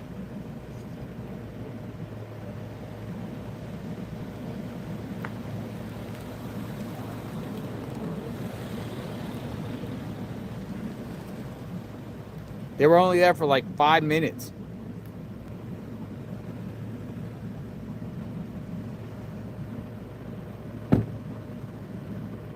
I wonder, since they were in the garage, remember they already had towed Annie's vehicle, called it standard procedure. After that's when they go back and take photos in that garage. Not saying they're suspects because I don't know, but what were you taking photos of in the garage? Um, Tools, supplies, a second vehicle. I'm trying to figure out what would they be in the garage photographing. What was, to rule them out, completely rule out Tomato? I don't know. And they can't tie that dude back to this crypto wallets, to the emails that are being sent to the media. They can't figure out who that person is yet. That's, to me, is weird. Now, are they trying to figure out who sent this new TMZ communication? I don't know. I'm looking for updates on that.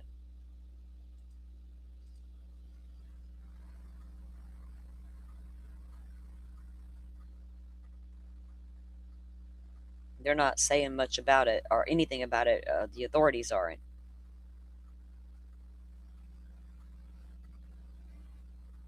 But they're investigating it. So will they have somebody in custody? How long did it take them to catch Cali guy? Was it within 24 hours they had that guy arrested from when he received so he's the one that got the Annie and Tom's numbers off the internet and then text them through the app to cover up his real phone number, but he used his own email, sends them texts, are you send the money yet, or whatever it was, and they had the guy within 24 hours. So this new communication, I need a Bitcoin to tell you who the kidnapper is. Are they not looking for that person right now? How quickly they caught Cali guy and how quickly they might catch this new person. But why haven't we caught the ones who are sending the emails to station yet?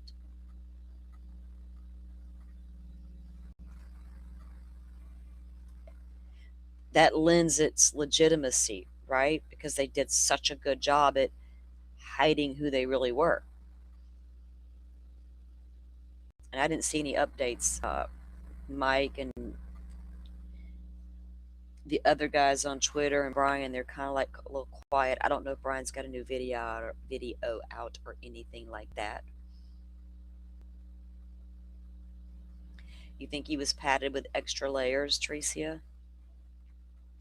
A little bit. Maybe was it what was the temperature that night in Arizona? Did he need to layer up or did he do that on purpose? There's never no rhyme, no reason to some of these people.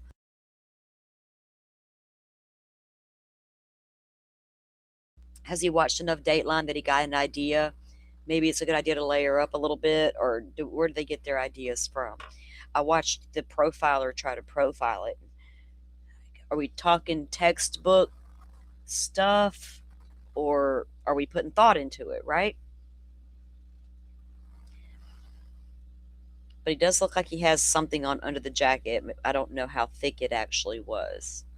But just by putting on any kind of layer is going to alter the way his build really is, muscular versus not so muscular, right? Okay, Butterfly, I was just checking chat. Yeah, that's the two agents that we just saw here on JLR's Live, right? Go and take some belongings from the house.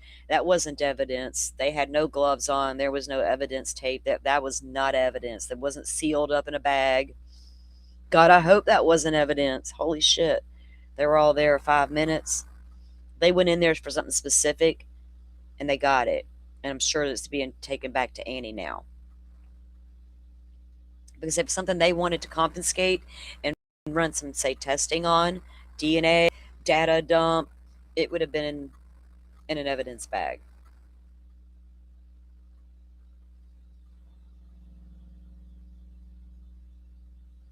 Right, Sajoy? So if we got hired guns going up to the front door and doing that part, how good are they at hiding? Did they not tell anybody about their involvement? Because they know better. They're criminals. We got to keep this just the three of us, two of us, whatever we're doing here, just us. We're all going to split this money when we get done. Where did they take Miss Nancy? Where did y'all take Miss Nancy? Did you just drop her off to somebody and take the money and run? And now you're like, oh fuck, I gotta hide out forever because my eyes are out there. I gotta burn these clothes in the backyard. Will somebody get suspicious because there's a fire? Not if you got a burn pit back there that you normally burn shit in. No one's gonna think a thing. Huh. I know. Now, there are very smart criminals out there that do goofy shit because they just don't care. We might look at that guy in that video and say, what's this goofy guy doing? Wearing his gun like that, grabbing brush. We don't know what his criminal record really looks like, right? He could have a career criminal history we know nothing about. He's like, look, some things just happen on the fly. Y'all got to deal with it. We don't make perfect sense. We're criminals. That's why y'all talk about it all day. We don't make sense. Drink plenty of water. I thought he was peeking in somebody's car. That's his new rental to go exchange it last night. Why do I know all this?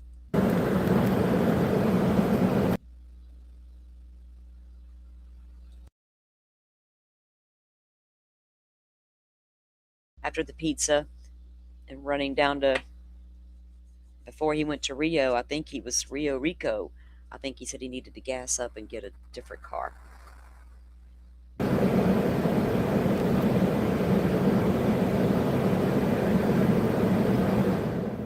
Now, I wonder, I saw a little bit of a clip that Mike posted on Twitter earlier, and it was just like he was riding by on a street, the highway out there, and there were agents walking around, like walking down the road, like scouring the side there. I wonder where all they are out. They've asked the media to stay back, right? So if the media approaches the area they're actively searching in, are they going to stop and set up shop and try to get the footage? Or are they going to respect it and stay back? I don't know if JLR, y'all think he's got that kind of respect? Go find him, dude. I'm going to encourage him.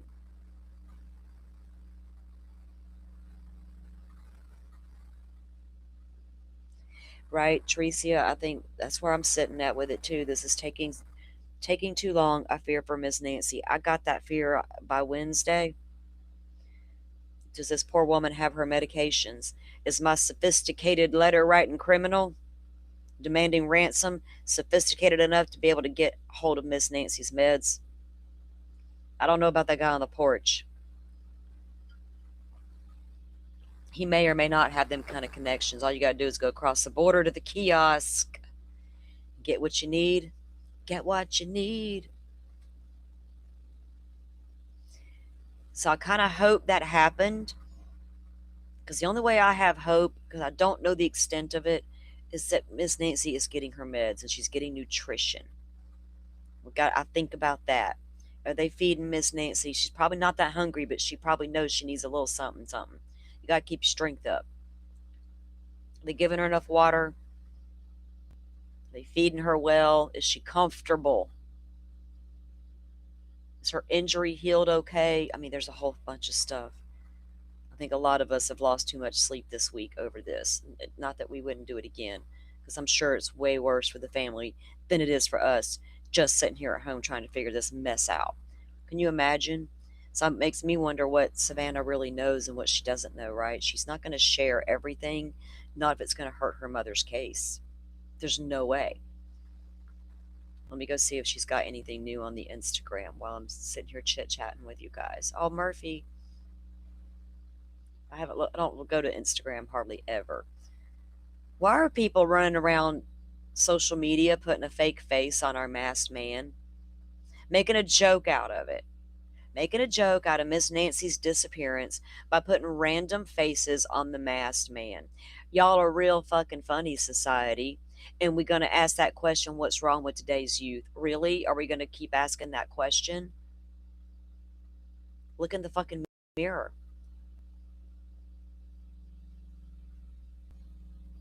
Jesus, I cannot. I can't. No, she hasn't posted anything new to Instagram either.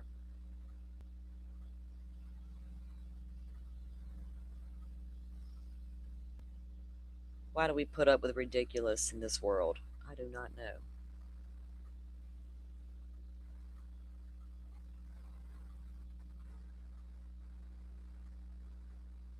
Maybe the garage was a staging area for their evidence table. That's a good thought, Rach, because they had their folding table, right?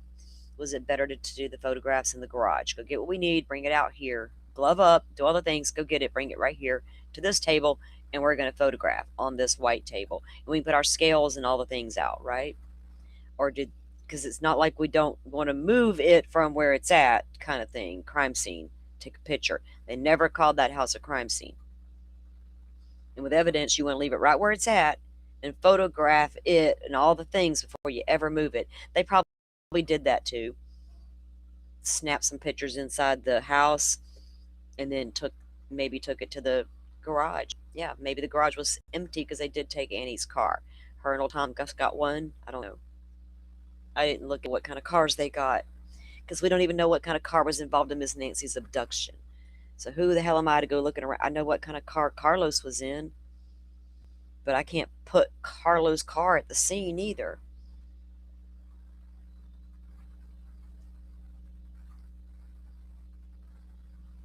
I wonder what his family's conversation's like today. Can we get our phones back yet?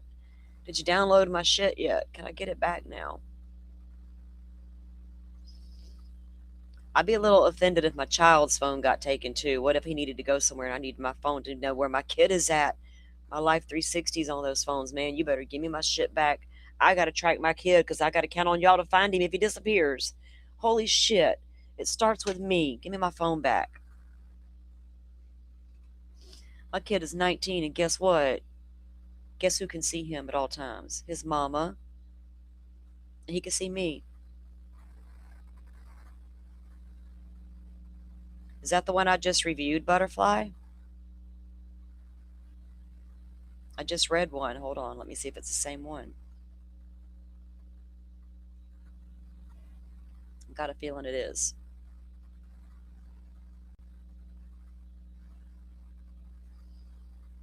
Oh, I scrolled his page a minute ago. Yeah, that's the same one that I read a few minutes ago.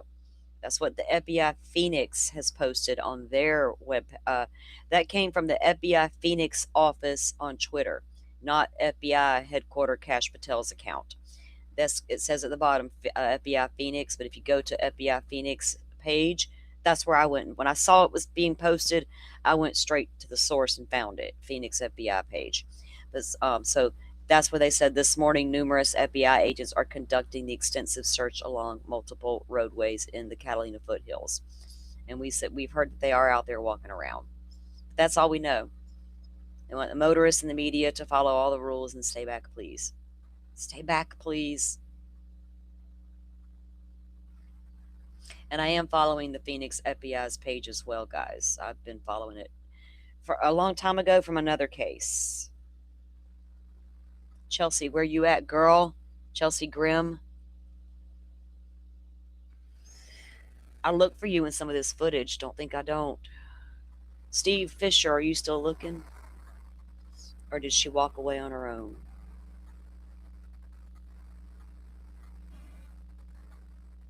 I follow a lot of FBI pages from certain states because of other cases that I've followed before. And when I went to go check their page, I realized I was already following them. I'm like, what case did I follow them for? And then it dawned on me, Chelsea.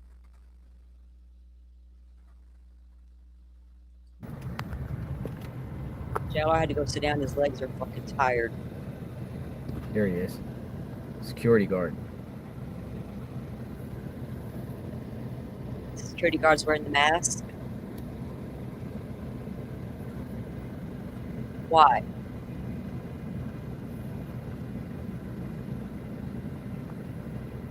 I think I know why. He's wearing a mask. He probably don't want to be identified. The Oh, other guy no had shit, his license plate. JR. He put something over his license plate. So nobody can read it. covered up his license plate too. Y'all got a smart cookie. He's like, try me, bitches. The person in the Jeep's gonna try him. Try me. I am bald, I can tell you that. I got a beard. That's all we know. I'm not gonna try to dox you, dude. You do you. Do your job.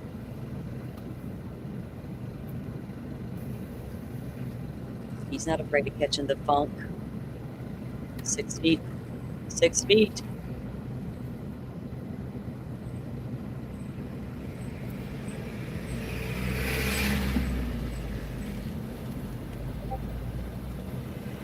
There's been some pretty good conversations that happen on the streets about capabilities of the FBI and retired law enforcement and FBI people weighing in on possibilities, right?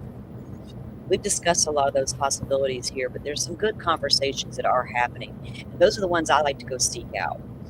Like I can't with That's pretty wild stuff. Sometimes I can't with the speculation to no end. I can't with the look at Tom, some more.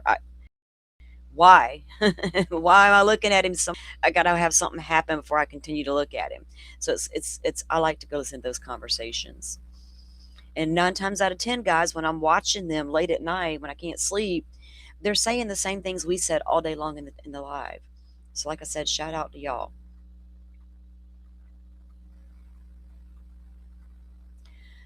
No, it was a rant.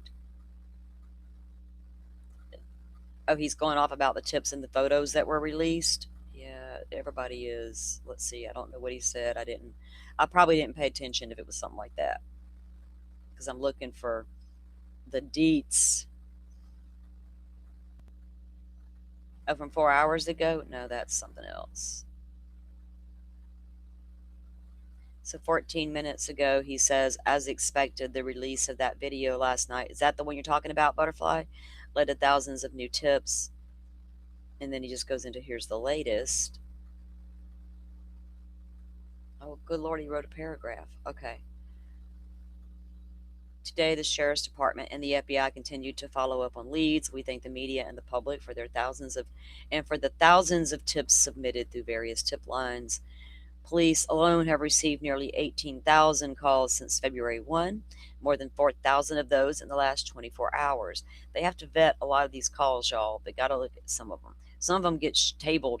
I mean, you only got so much manpower. We hear there's a ton of manpower, but you got 18,000 calls, and then you got another 4. And those the 4,000 were in the last 24 hours. That would be since the video was released and the images. Isn't that what we wanted?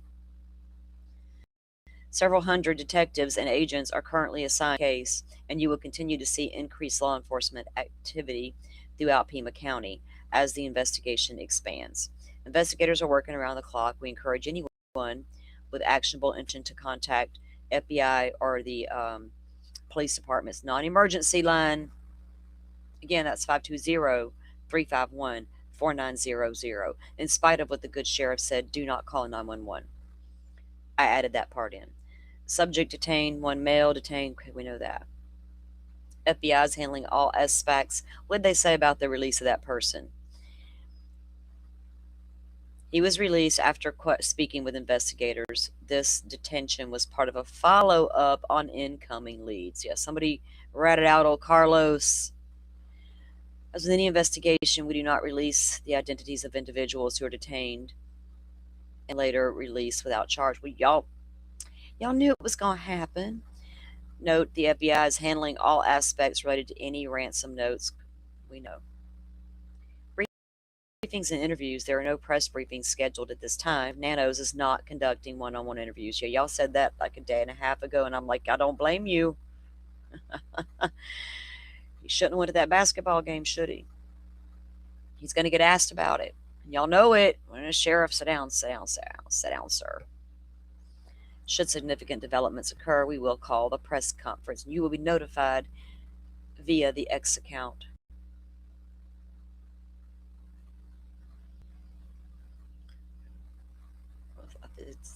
Hold on. I'm still looking. Oh gosh, what is this? I get to go throw shade at the sheriff some more? Hold on. Because I might pull that feed down and bring this up and read it. Who is she? Let me go see. I gotta go. Who's posting this stuff, right? I gotta go look at that too. I don't take what I see for granted. Who are you, honey? Unapologetic, resilient, Trump 2024. Okay.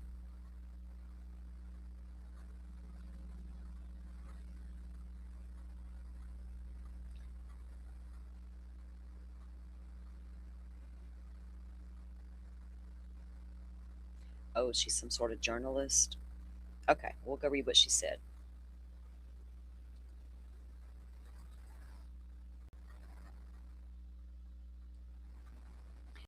Remember, we was warned how long ago, how many years ago, about media coverage and how it's fake news and stuff.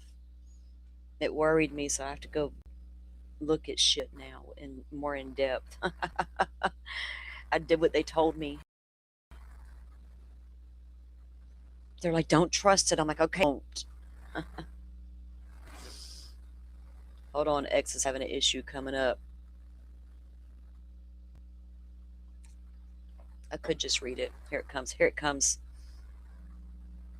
All right, let me get to her page over here on X.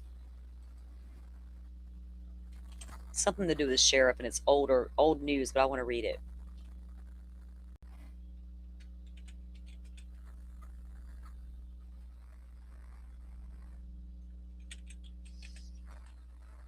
Where are you at? There you are. Okay.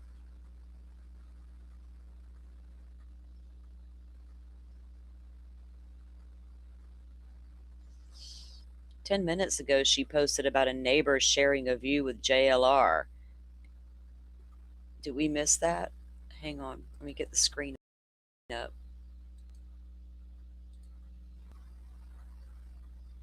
What are you saying here?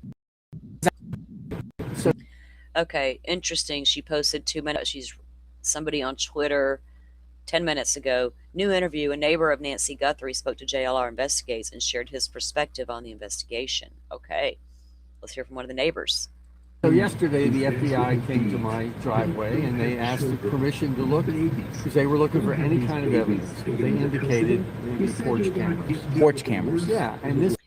They were looking for porch cameras, specifically. They're looking all up in that brush. This is not the neighborhood where the woman was abducted. So what does that tell you? Like, why would they come to your house for porch cameras if this? That's what I was telling my viewers. Like, for anything. But she was abducted 10 minutes away. Why come here? And the neighbor can go neighbor to neighbor. Why? But what do you think? Well, what I think doesn't really matter very much, but it makes me think that the fellow who lives here is still a suspect. The fellow that lives here is a suspect. Do you know him? No. Never met him? I never met him. They've only been here a year and a half. I've only been here 2 years. Oh, you like it We're here? friends with the people that sold the house. Yeah. They moved to Georgia to be near their children. Oh, they moved to Georgia? Who were they, like an older couple or something that moved here? Like me, an older couple. What brought you here? My wife. Yeah, Rachel, we talked about that Mike Feldman, the husband of Savannah, has made a couple of Instagram posts, but it's the same thing. We're posting the masked figure and asking for the public's help, and they are saying they feel Nancy is alive. I don't have Instagram on the PC. I'm not pulling Instagram up here. I don't want to pull up Instagram on my computer. If I go recon the Instagrams, it's on my phone. But I checked Savannah's a little while ago too, and it wasn't any updates there either. So she's going off there about some Epstein stuff. I honestly don't care. Let it be. Let me find her damn post.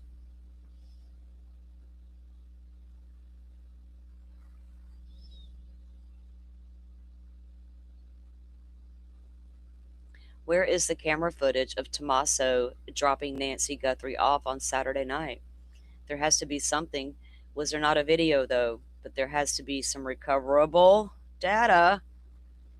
Shouldn't he pull all the way? If he pulls into the driveway, the doorbell camera may not see a lot of that, but that one on the guest house would see all train right on the driveway. Shouldn't it see Nancy come home and enter that driveway? And exactly what time she dropped off? What was recovered from this mysterious camera system on the guest house that got days into the investigation? Good question, Miss Gina. 2 hours ago, there's the Phoenix office field post. Here we go. I don't know what she's talking about. We're going to find out. 3 hours ago, she posts, back in 2016, the Pima County Sheriff's Department was under FBI investigation because high-ranking officials were using RICO funds for unauthorized purchases. Oh, boy. Was that where our pushback and we don't like you secretly, FBI, get out of here stuff came from? We work well with the FBI. I worked the Gabby Gifford case. And then we've read some stuff about the Sheriff's Department lately.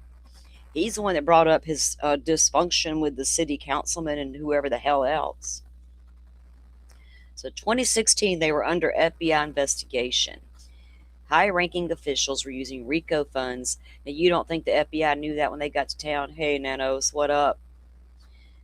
What was his position back in 2016?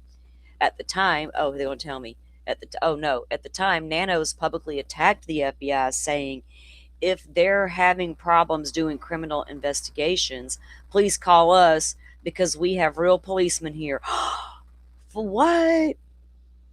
Did he say that? I got to go find the interview where he said that. 2016? For real? That's a lot of work, girl. But I'll do it.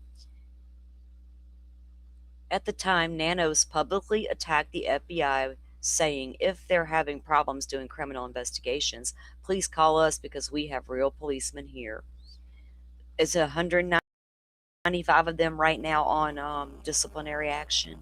Under disciplinary action? Just a question. The then deputy at the time, Chris Radke, was charged with multiple felonies and ultimately pled to a lesser charge. Chief of Staff Brad Gegnapane, what the hell kind of last name is that, was also under investigation. He died by harming himself that June. Wow. Sheriff Chris Nanos lost his re-election that year. So he was sheriff, and then he wasn't reelected. Then he came back and got reelected again. I have not dug in enough to this guy yet because he irritated me so fucking bad. I've been focused on finding Miss Nancy. And now we know why we haven't, maybe. Did you botch up the crime scene from day one and we lost critical evidence? Did we lose critical DNA because of your dysfunction? Who knows what we lost on these cameras? Who knows? FBI is working hard, apparently, to get that shit back. But they can't recover DNA once you destroy the crime scene like that. Now you can see why the Nancy Guthrie case has been a complete disaster from day one and why the department stonewalled the FBI from the start. Oh, that is blurry and I cannot read it. It's something about, it must be his statement about. Absolutely. They should, they get no comment. Who does that in today's world? Well, what? They get by with saying no comment. Who does that in today's world? Excuse me, nervous Nelly word salad. What did you just say? A resurfaced clip from 2016. Oh boy. They get by with saying no comment. Who does that in today's world? Who does that? Yet they get by with that.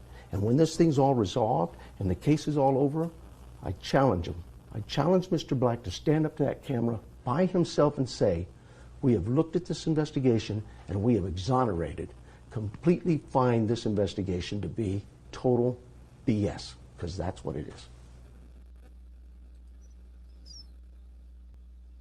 So the only bad guys were the cops that got arrested. The rest of y'all was clean. The rest of the department was clean. You're not happy with the FBI. What was the FBI's findings on that investigation? He says, who does that? No, he wanted them to come out and say, look, these guys are good cops. That's what he wanted the FBI to come out and say, because you're mad because they didn't. No comment. Who does that in today's world? Back in 2016, you asked that question. Sir, do you know what year it is right now? My point exactly. Law enforcement needs to get better at communicating with the public, and maybe we wouldn't side-eye and question you and then get pushback from the public. They keep it close to the vest.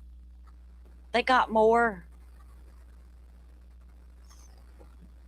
No shit. Absolutely. They get by with saying no comment.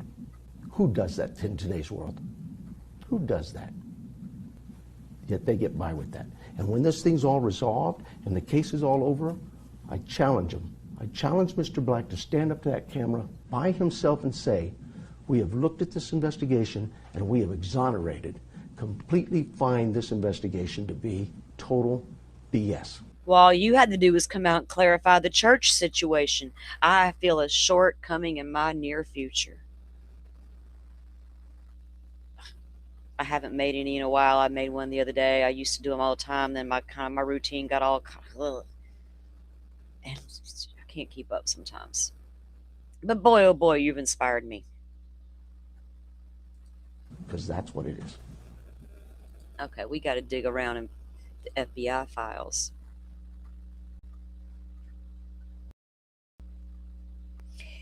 Semi Sharp, he should have never had, right? He should have followed the FBI's lead and said, no comment. No comment. Instead of giving us these word salad comments that he was giving us, throwing up his hands in frustration like it was our fault for asking a question. You know, they asked about that map on the wall. He about had a cow.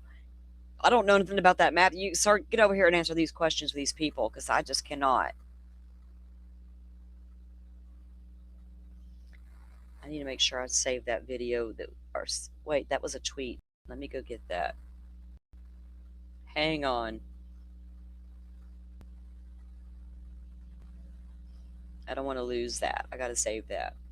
I got to throw it in my folder. Come here, you. Okay, here it comes into my virtual office.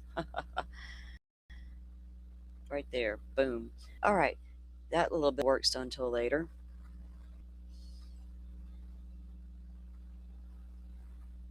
And now if I remember, like, oh yeah, I'll be looking for updates and watching other stuff and go, oh yeah. Yes, Leslie, we were told that. Hey, it's been a minute. How are you? Yeah, she went into the garage door. What time was it? 1:47 or 1:50? 1:48 and 1:50. So does the camera that overlooks the driveway see that happening? Now, when the car turns into the driveway, depending on what side Annie and Tom would come in from of the driveway, they'd probably turn down the side that goes straight into the garage area, right? The camera's going to pick up car lights, headlights. They're not going to shut off their lights creeping into the driveway. They got to drop Miss Nancy off. We got to see where we're going. So the camera would at least see car lights, right? If not a perfect view of the car. That camera on that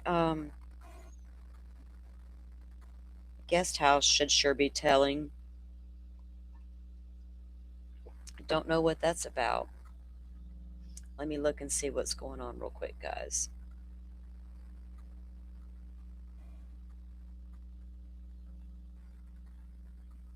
Okay. Problem solved. Let me see what this is.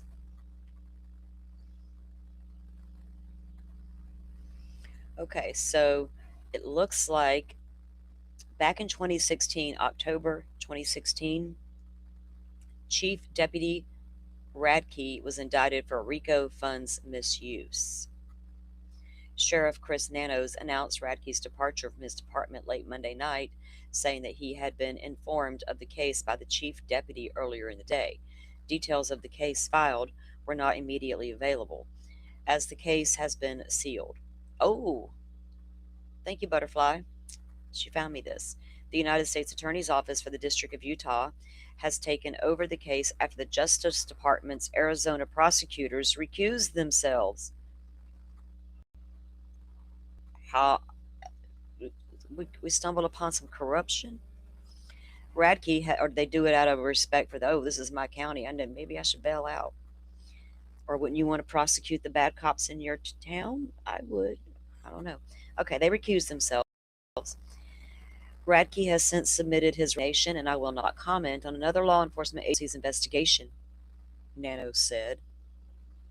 Well, but you did, didn't you? The department has been under investigation by the FBI for nearly a year regarding the potential misuse of RICO monies, which are the proceeds of money and property over by the government or taken over by the government from alleged criminal groups. Among the focus of the federal probe were transfers of tens of thousands of dollars from the county's RICO account to the sheriff's auxiliary volunteers. Holy moly, y'all didn't think nobody was going to notice. Which were apparently used to fund tuxedos, flowers, and entertainment for awards and banquets. I'll be damned.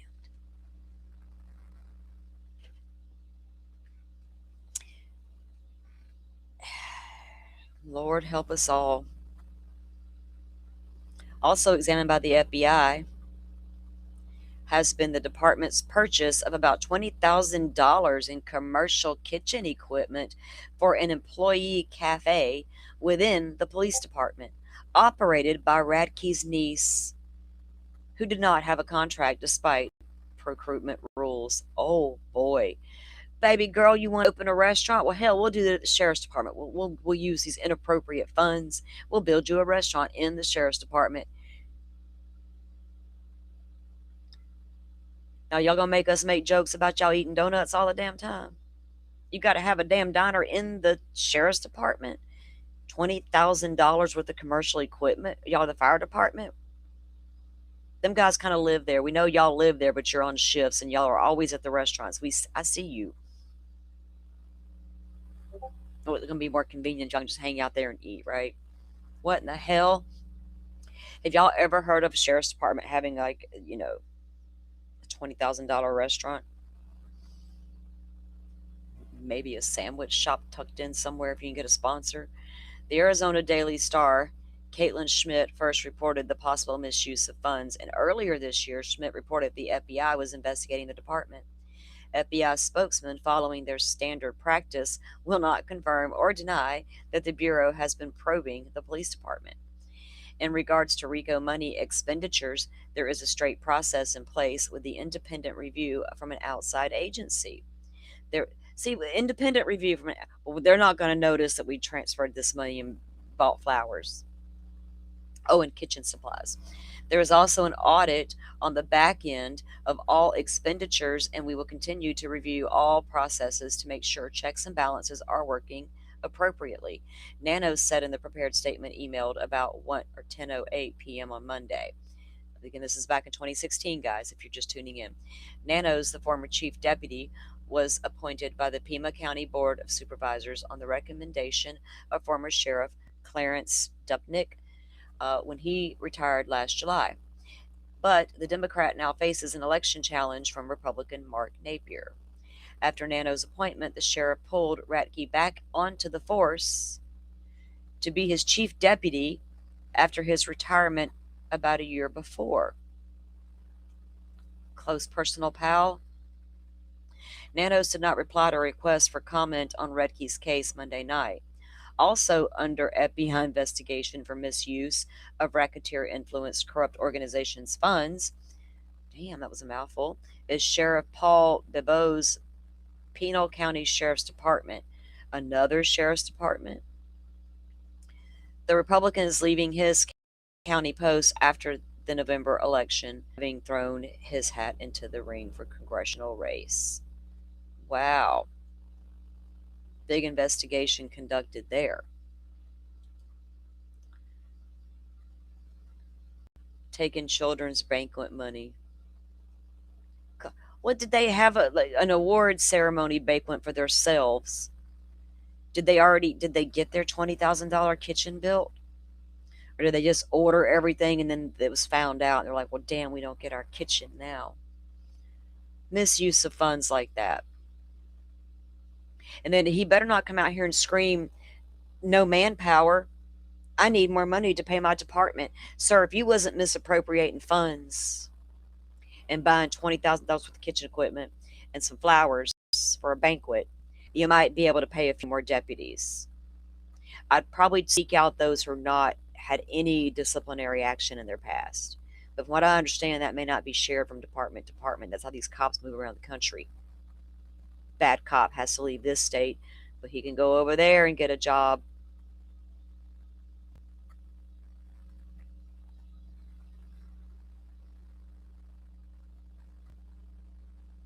That's why they don't like us to question some things, because sometimes our questions are too good. They're like, we don't know what to do with that.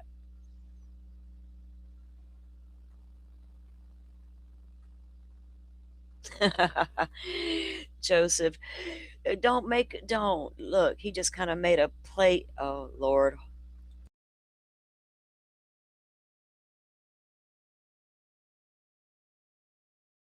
He just did Ann Taylor a favor, sir. He said he posted 2 hours ago. I wish Amazon would stop sending my wife these emails. We found something you may like. That algorithm will get you every time, won't it? Because she likes them, and now I don't know what to do with half of this stuff. Did the algorithm trick her into buying it like it did Koberger? It tricked him into buying his knife, according to Ann Taylor. That damn algorithm over there. Every time I do open up that app, it's showing me all kinds of stuff. Like, when did I look at that? When did I even look at that?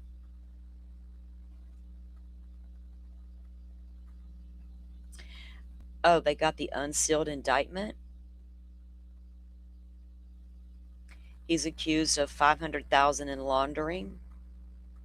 Let me take a quick peek at it. Oh, did I click the right link? Oh, there we go. Maybe.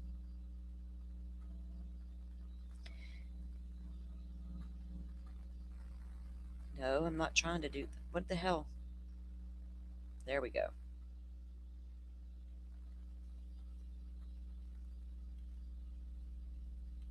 Simi.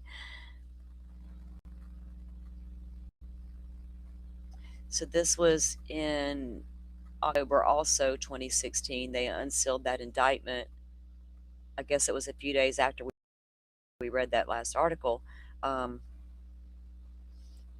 Pima County Sheriff's Department is accused of 1 count of conspiring to launder money and 6 counts of theft of public funds, totaling more than $500,000. Chris Redke resigned Monday following the federal charges, which cover 5 years of activity. Are we going to say he was a lone wolf for 5 years? I remember the scandal in New Orleans about the dirty cops back in the day. Go read about the scandal with those Massachusetts cops. Go read about the one in New York. What about LA from decades ago in the 80s? The big corruption scandal rocked the Los Angeles Police Department. I was around for all that. One knows, a couple know. I want in on that action, buddy. We don't make a whole hell of a lot of money, and your wife's driving a fine-ass car, and mine's jealous. could happen. This is the root of all evil, remember? Some people will do anything for that damn dollar and what it can buy them, including Rico. According to the document, he is charged with covering up expenses included purchases on behalf of his niece and other associates. Did he buy her other stuff besides kitchen equipment? Approximately $50,000 of $500,000 worth of financial transactions. Damn, they was living. Designed in a whole or part to conceal and disguise the nature, location, and source of ownership and control of the proceeds. So we got somebody who knows how to hide and move money, or thinks they knew how to hide and move money. Did they graduate to crypto? I don't know. The proceeds of the money and the property taken over by the government from the alleged criminal groups were routed through the Sheriff's Auxiliary Volunteers Group to allow Radke and the department to use the money free from regulations relating to forfeiture funds. Did they think nobody was going to notice that transfer, though? Like, what the hell? Because so if we got the right people in place, no one's going to look, because no one's going to report it. Radke, made the chief deputy of the department last year, was indicted by a grand jury September 28th. The case was sealed until he was served. Let me see if I can get to the goods. The rest of it was what we read. Instead, court documents allege the funds were used to purchase items for the department and individuals affiliated with the defendant. Among the incidents cited, a Sheriff's Auxiliary Volunteers check for $926 issued to a member of the department in May of 2011, in part to pay for a $250 restaurant bill and a $109.09 microwave for the department break room. Okay, I get y'all need a microwave, but the restaurant bill was $250. Wow. Totaling $926 on that transaction. What? That doesn't equal $926. Where's the rest? Okay. Another 2011 SAV check for the department employee was $627, in part for an $80 restaurant bill. $288 was paid from SAV to the police department employee for materials to build a sleigh for an award banquet. $501 to purchase to purchase and ship a chalkboard for use in the PCSD employee cafe that was operated by Radke's niece. $501 for a chalkboard to set up at their little fancy jailhouse cafe to write "We're open," along with checks for $300 and $500 paid to an artist for chalkboard art for the cafe. I'm in the wrong line of business. Too bad I can't draw.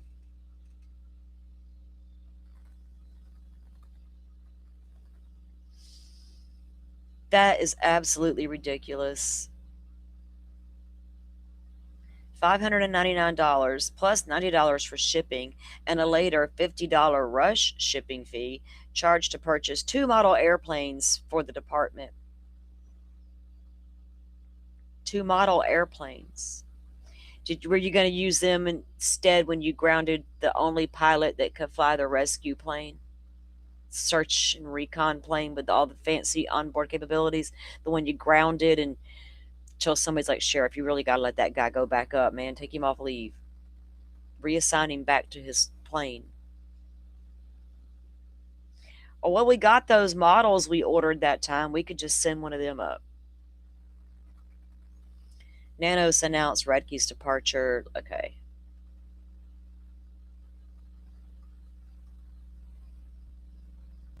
They were investigated for that year. The $20,000 in kitchen equipment was brought up again. Wow, these clowns. Y'all, poor Miss Nancy. What's Tricia eating? Strawberry crunch cake. I'm not a huge cake person, but I like strawberries. I don't know what I'm going to have for dinner yet. I'm getting hungry too, Teresa. We may shut this down for a while, and if things happen tonight, I might come back tonight. I may come back instead just in the morning. It really depends on how much comes down. We've been streaming a lot. We will go check out JLR's stream before we go and see if there's any action on the ground. And I'll take a look one more time at updates. I know my mods, we also have real life stuff we have to get to. I appreciate y'all who listen in the background while you're doing your stuff. And thanks for giving us our time to go do our. There's a lot of people out there streaming a lot right now, and I know they all appreciate their views and their communities coming in. And I know a lot of you are getting your information from a lot of different channels. So I do appreciate when y'all do come in here and hang out with us and you come back for it. And if you miss us, you're catching us on the replay, and I'm really thankful for all of that. Because without y'all, I'd be up here by myself with maybe like 2 or 3 viewers, and we'd just be getting it on. But I'm glad y'all are finding us and being a part of this community with us. I've said it before and I'll keep saying it. I'm not an investigator. I'm not here to solve cases or get my face on the court TV of it all. But I will unpack this stuff with my community, right? And try to bring y'all the best information that we can. All right, so let's see if he's got any action. While I look around for a moment. I know that Butterfly hasn't seen anything too earth-shattering, or she would have let me know, and same with Rage. Forrest, are you back on yet? Are you still out there listening?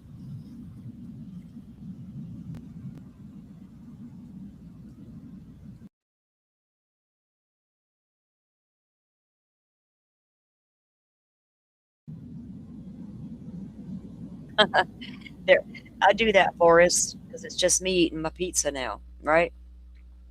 I did that just the other day, in fact. I went to get some of my Coke, and I just have a glass of ice, guys. No Coke inside of it. I'm going to choke. Yeah, eat half of that pizza and then eat the other half later. The other day, I actually ate half at dinner, and I ate the other half late at night. I was like, I'm hungry. We had streamed that evening. Whatever I fix, I might have breakfast here in a minute. I'm not a breakfast person. Like, I wake up and want breakfast. If I do get hungry in the mornings, I'm usually up for a while, maybe an omelet or something, but nothing heavy. I can't, that's not who I am. But I like breakfast for dinner. I'm kind of craving that, kind of feeling it. And I don't really want to order anything. I just want something cooked that's hot, right? That might win. And I'll relax a little because this week has been so draining for all of us. And just trying to keep up with all the, because what we had 3-4 days of just boom, boom, boom, boom, boom activity. Every time we turned around, there was something new, and me and the mods were trying to keep up with all of it for you guys. You guys were coming in, chiming in with the new stuff, and we're all like, what? Okay, last thing Brian reported that I see was 35 minutes ago about the cops coming to Annie's to retrieve the mail and whatever that was from within the house. Same thing Mike is reporting on as well. So that tells me it's pretty quiet, and wherever the FBI is on the ground scouring the area looking for more, if they're looking for more footage from people. And then, maybe you think, I don't live in Nancy Guthrie's neighborhood, so I don't need to call the police with, hey, I got a camera trained on the back 40, or I got a trail cam, I got 2 acres over here, I got whatever, I got a camera attached to the garage. Would you think to call that in because it didn't happen in your neighborhood, right? They're not asking for your street. So now we got a bunch of boots on the ground FBI agents crawling everywhere, going door to door. Do you have a camera? But why the specific area all around Annie's house? Is it trying to get footage to corroborate what the reports are? We drove her home. She arrives in the Uber. Uber's confirmed it, and the Uber app will confirm it, and you can better believe there's a transaction of the payment to the Uber driver. That's off the table. What about going home Do we see this car anywhere taking, is there proof it actually took her to that house? Here's my one thing I don't get. There's been speculation that this guy at the door was comfortable. It's almost as if he didn't expect anybody to be in there. He's taking his time, he's relaxed.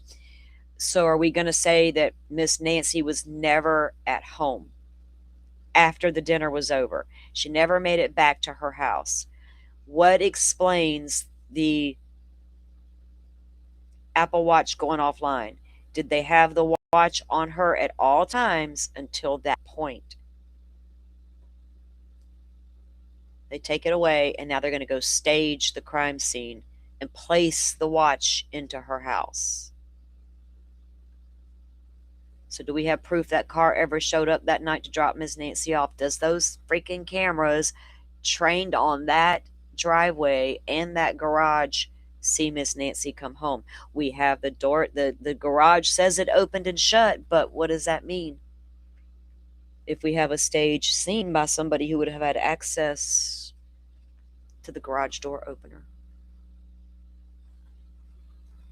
Does the daughter have the extra just in case mom needs me? I would. I'm just speculating. I don't know, right? Things like that I have to clarify in my head before I can go all really saying someone's a viable enough suspect me to blast all over the YouTubes. No, thank you. Highly possible. Adrice, yeah. A little bit of sleep and a little bit of clarity, you might, that's what I was like last night. My brain was in overload too. All the different scenarios we've unpacked all week. I'm like, really, what makes sense? Because in the end, it has to make sense to me. If that's logical, is that really feasible? Well, yeah,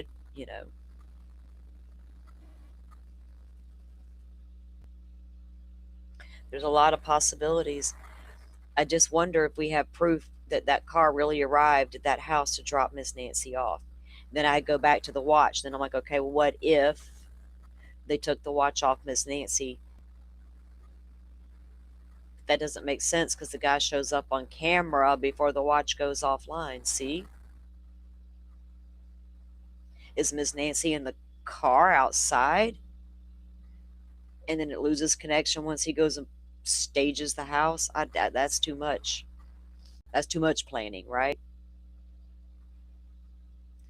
Yeah, Forrest, so much happened yesterday alone, right? The day before was a lot.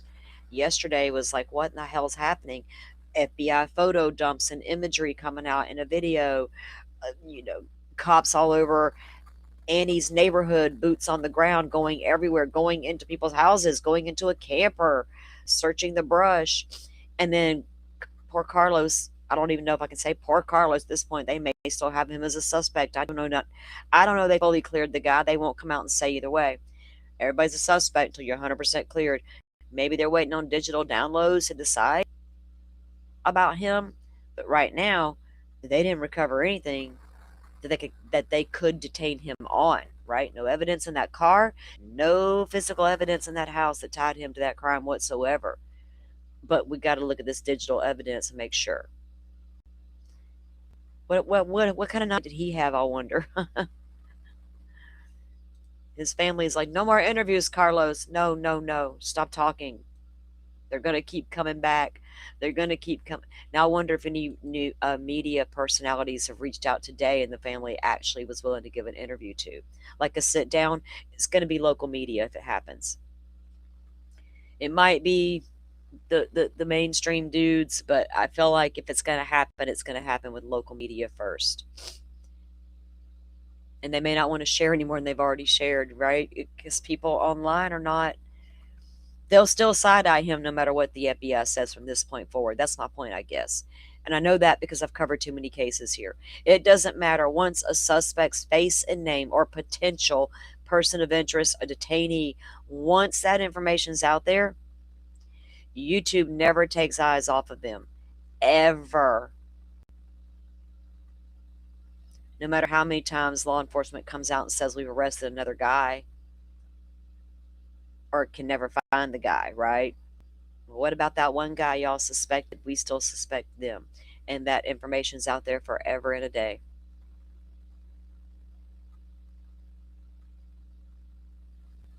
You thought for sure yesterday was the day. I think a lot of us held out hope, especially when you got the SWAT team coming and the elite hostage rescue team.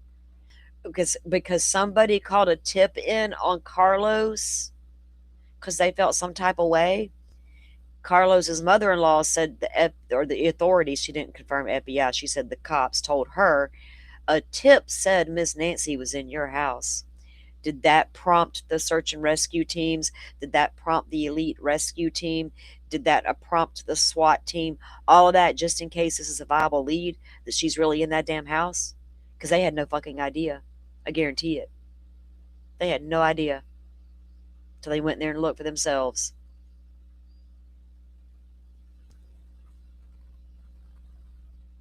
How, Simi? From it would have to be through Thomas and his associations in the band. That is the only way.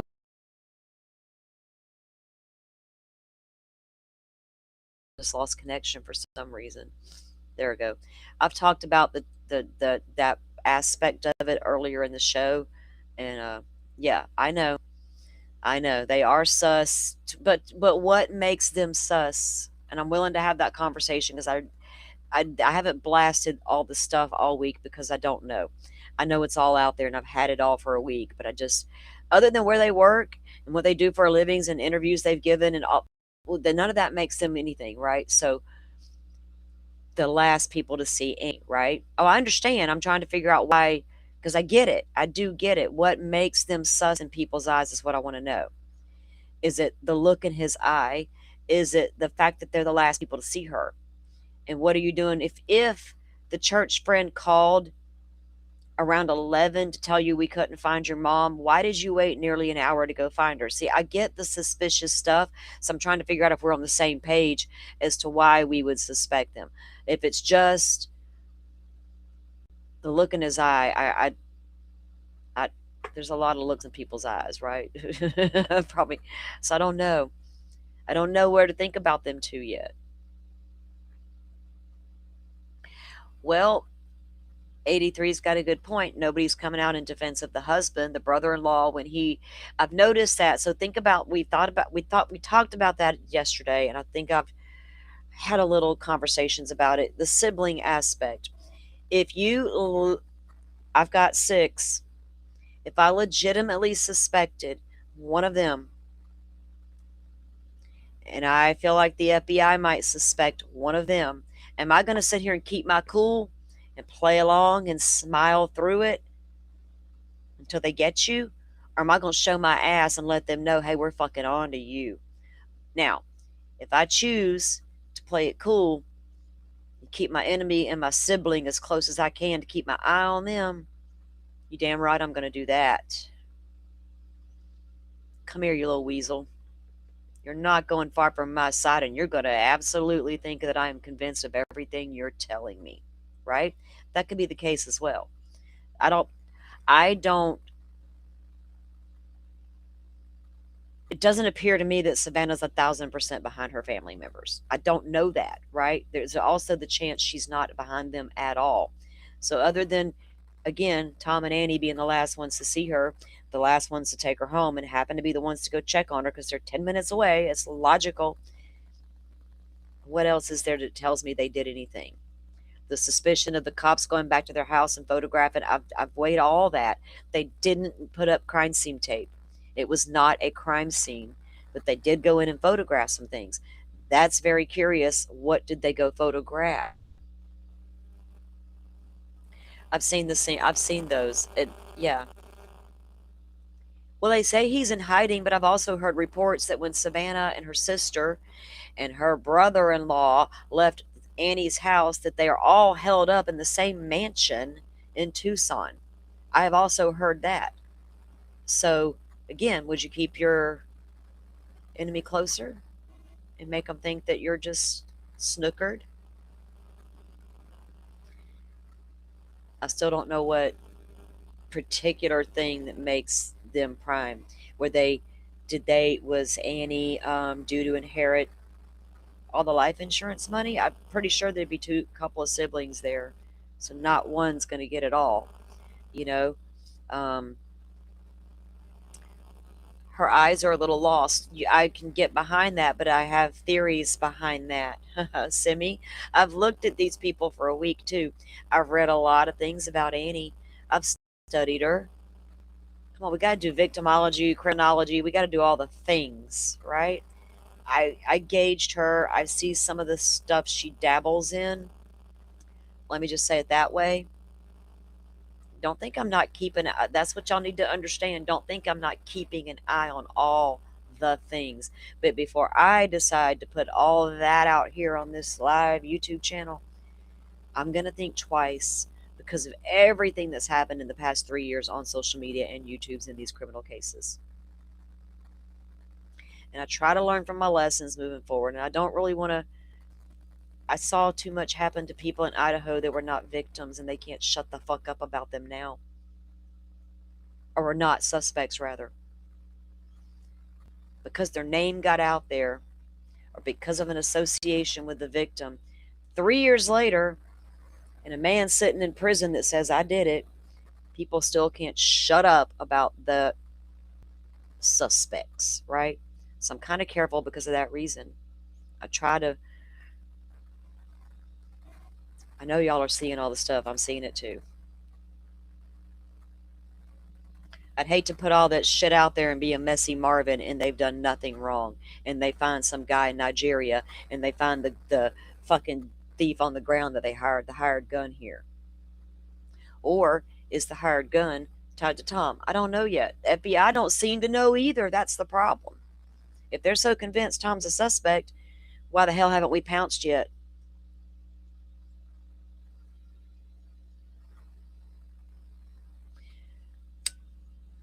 Here's my theory, Simi. I'll share it with you. You got one daughter that can do no wrong in the family, possibly. Everything she's done's turned to gold. Why can't you be more like your sister? Those moms exist. I don't think I haven't thought about it. Your brother, he's a fighter pilot. He's done good with his life. He's made me proud. What have you done? You write poems? Was Annie the wild child? Was Annie the black sheep of the family? It could be a lot of different things. I got 6 siblings. Right? That was your sister. So that's what I'm seeing when I see that. Was maybe she was the wild child. Maybe she was the one that rebelled, right? Their father died when they were all teenagers, high schoolish. Did that trigger some depression in Annie she never recovered from? I've thought about that as well. See, I've thought about all the things, I promise. But that alone don't make her guilty of something. So I'm gauging Savannah's actions on how I move with her sister. Let me just put it that way. If I want to be real critically honest about it, which I probably should be, I'm holding back on Annie because I'm gauging her sister. And that's where I'm sitting with it for now. But I'm watching all the things, and it's really a bunch of speculations and people's thoughts, right? And I can appreciate that. There's a lot of moms out there, Simi, unfortunately, that are like that. My mom was not that woman. I'm so blessed in that way. But I had friends whose moms were, right? The mom doesn't mean or is not self-aware that some are very aware they're doing it, but some aren't aware they're even doing it, but they're doing it, right? Maybe Savannah has felt that her whole life. Mom has been a little hard on my sis. Right? We're not all the same people. My 4 children are very, very different individuals. I can't approach each child the same. You know what? Y'all know that, you mothers. There's no cookie cutter way to parent these children. They're not the same. They're all different. You got to take a different approach with each one of those little people.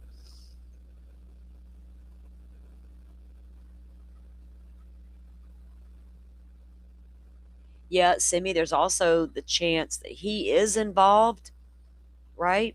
And Annie's doesn't know anything about it. If that's not Tom on the front porch, then Tom never left his house in the middle of the night to go abduct Miss Annie. Somebody else was sent to do it. And Tom just gave them all the deets, right, of the rundown. If I'm going to run with this theory. So there's a good chance she knows nothing about it, right? I've considered that as well. How does that affect the family? Butterfly says she made sure she wasn't that way with her kids, right? I had a pretty good mom growing up, but I thought back on some of the things she did do. And there wasn't a lot that I could go back and say, wow, I am so blessed in that way. But I knew at 16 years old, if the day ever came I had kids, there was going to be certain ways I approach things with them because I will never forget what it's like to be 16 years old. I don't want to be that adult having kids and totally forget what it was like to be 16 because you cannot communicate with your child at that point. That's been my personal experience. Using speak to talk, he might have lawyered up. I don't know. I think if Tom lawyered up, you think there's a chance that information would leak out there. Should have leaked out that he was a suspect. um, so, which I think is a given considering he's the person that dropped Annie off that night. And when the cops got asked about that specifically at the press conference, who dropped Miss Nancy off that night? Oh, we're just going to say the family. That's what the sheriff spoke up and said. We're just going to say it was the family. You mean Tom. Because at that point, Ashley Banfield was already reporting he was a suspect. They know Tom took her home. Pretty sure Annie stayed at the house. Maybe to clean up. They had dinner and all. It's just 10 minutes away. Why do we both need to load up and go? Run her home, baby. I'll see you in a minute.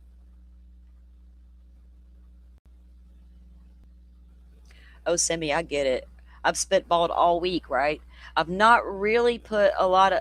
I don't know where to put them because of this damn ransom shit. Is he that smart to pull? Who's pulled off these ransom letters that the cops cannot identify? That's a huge problem for me. That's huge because that should be easy. We got the guy in Cali real quick. They're looking for the guy TMZ that reached out to TMZ wanting a Bitcoin now because I know where the killer or the kidnapper is, which is probably totally fucking fake. They're finding that dude right now. I'm surprised we haven't heard breaking news. But it took 24 hours to find the guy out of Cali, so I'm giving him a little bit of grace.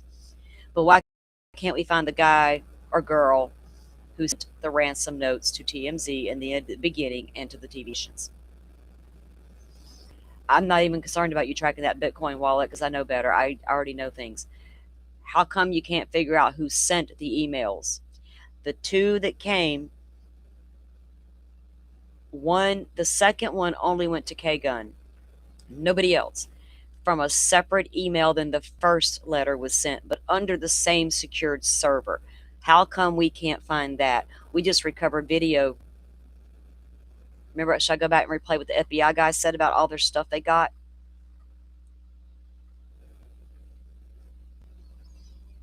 All their capabilities. Was the money deposited into that Bitcoin account to see if it would bite, to see if we could try to figure out who sent these letters? That part I don't get. That part puts Tom like, what? And then my mind goes wacko with why are they searching around her house then? If it's nothing to do with her, right? So I get it. I get y'all. I totally get it. All right, I'm going to check, Butterfly. Thank you. Oh, okay. Let's see.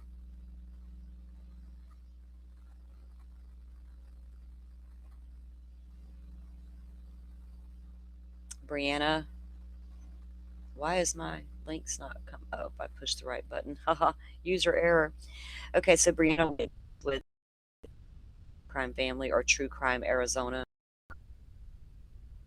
An hour ago. I haven't watched any of her shows on YouTube or whatever. I don't think she's done any on this case. All right, just got off the phone with FBI. This is an hour ago. Here is a Nancy Guthrie status update as of Wednesday afternoon. Despite Bitcoin deadlines passing days ago in the original ransom note, it has not been ruled in or out as legitimate and still part of the overall investigation.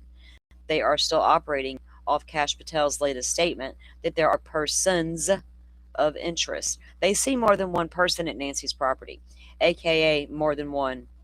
They are following up on tons of leads. You cannot tell me they don't see more than one person. Is that just their best guess? It would take two people. Are we really going to do that? Best guess, it should take two people. It should have took two in Idaho, according to some. But guess what? Apparently it didn't. So how do you know there's more than one person if you don't know who the guy is on the front porch? You don't know who sent the emails for the ransom shit because you've seen it on video.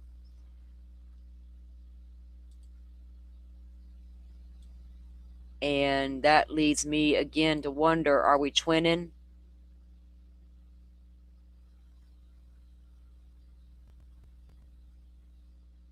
Where'd you come from? Without your gun in your backpack. Where'd you come from? You stashed it in the woods for the brush for a moment. Let me go make sure that camera's still there before I put my gun on and my backpack on. Let me do that. That's a good idea. Just in case.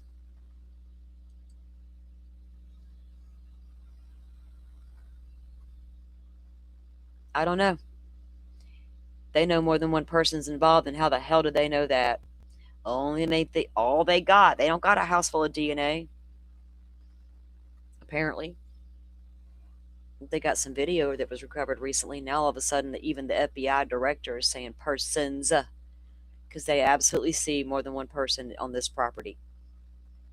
212. This camera goes offline at what, 147? Then at 212, another camera detects somebody.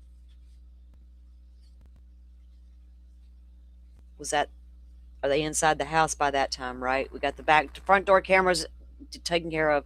Back door camera just got took care of. I'm not sure when that floodlight tried to get yanked off the wall. What was the fucking point of that? Throw something dark, a black blanket over it. It would have dimmed the light. But we're going to try to snatch it off the wall. That's a good idea. Take up some extra time. They did spend 41 minutes on the property. Were they outside nosing around that property? Miss Nancy has not a clue. She's sound asleep in her bed. Just had a good dinner down at the house with her daughter, played some games, come home, got in her nice comfy bed, went to sleep. Meanwhile, prowlers are all over the property doing some shit to cameras and lights, but they forgot the one on the... They're like, shit, that camera's too far up there and we didn't bring no ladder. What are we going to do? Butterfly, you know they got more footage than they've released, right? We know they do. They have to have recovered more. There's just not a reason to show us more. It's not going to help the public identify the person more by showing what else they have. Look how long it took us to get all that car footage they had on Brian Koberger. For the longest time, all we had was the creeper at Linda Lane that got leaked. That was obviously a lights-colored sedan creeping around over there. But it's taken all this time to get all that footage parsed out to us, right? And I get it. That's a case that was happening, sealed and all the thing. But they're never going to show us all they got at one time. So I don't know if the rest of the footage would help identify the people or persons. Maybe the other persons that this camera can see is also so masked up and grainy that they're in... Not enhancements, that's not the word they used. The FBI tweaking at best did what, that? Or was that first round tweak and this was the final? What? I don't know. See? They want us to sit here and do this. It's like, follow this lead so you don't look over here. Right? Don't look over here. We're busy. We need y'all to go over there and look. Absolutely. They'll even throw out a nugget so you do go look over there.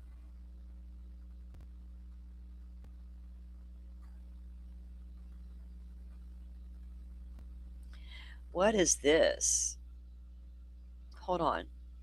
Is this a story I should share? Because we don't never get to hear good news much.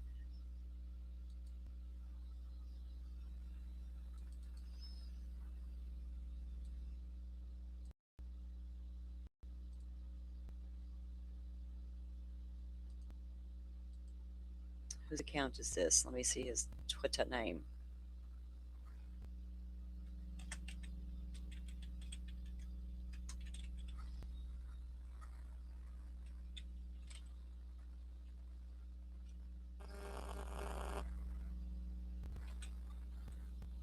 We're here.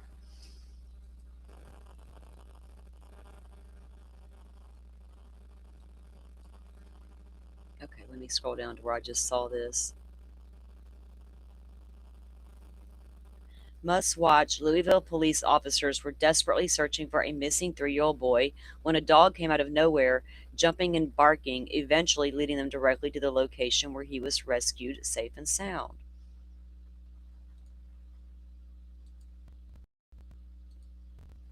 Shout out to man's best friend. Josh Thompson responding to a dog. There is there. It comes via police body cam footage from Louisville last month. A missing 3-year-old child. More than a half dozen officers on the search. They sent up a helicopter, but had no luck until this happened. Oh, what's up, dude? There's a dog. Where's he at? Let's go. That's Officer Josh Thompson responding to a dog that seemed to have something important to say. They led me all the way back to the backyard. At that point, I'm thinking, okay, there's kids in this backyard. And sure enough, the dog went right to the back bumper. Check the rear here. Goes to the back bumper and just sat there. Yeah, he's right here. After a quick lesson in car locks, Grab and pull it. There we go! I don't think I've ever seen a happier kid in my life. He jumped out of the car, bear hugged my neck, and wouldn't let go. Aw, guys. I love fucking dogs.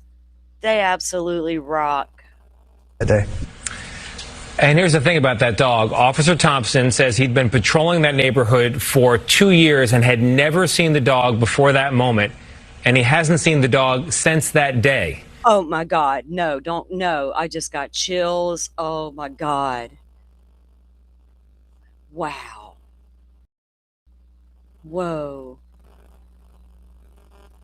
That child could have suffocated in that car, y'all.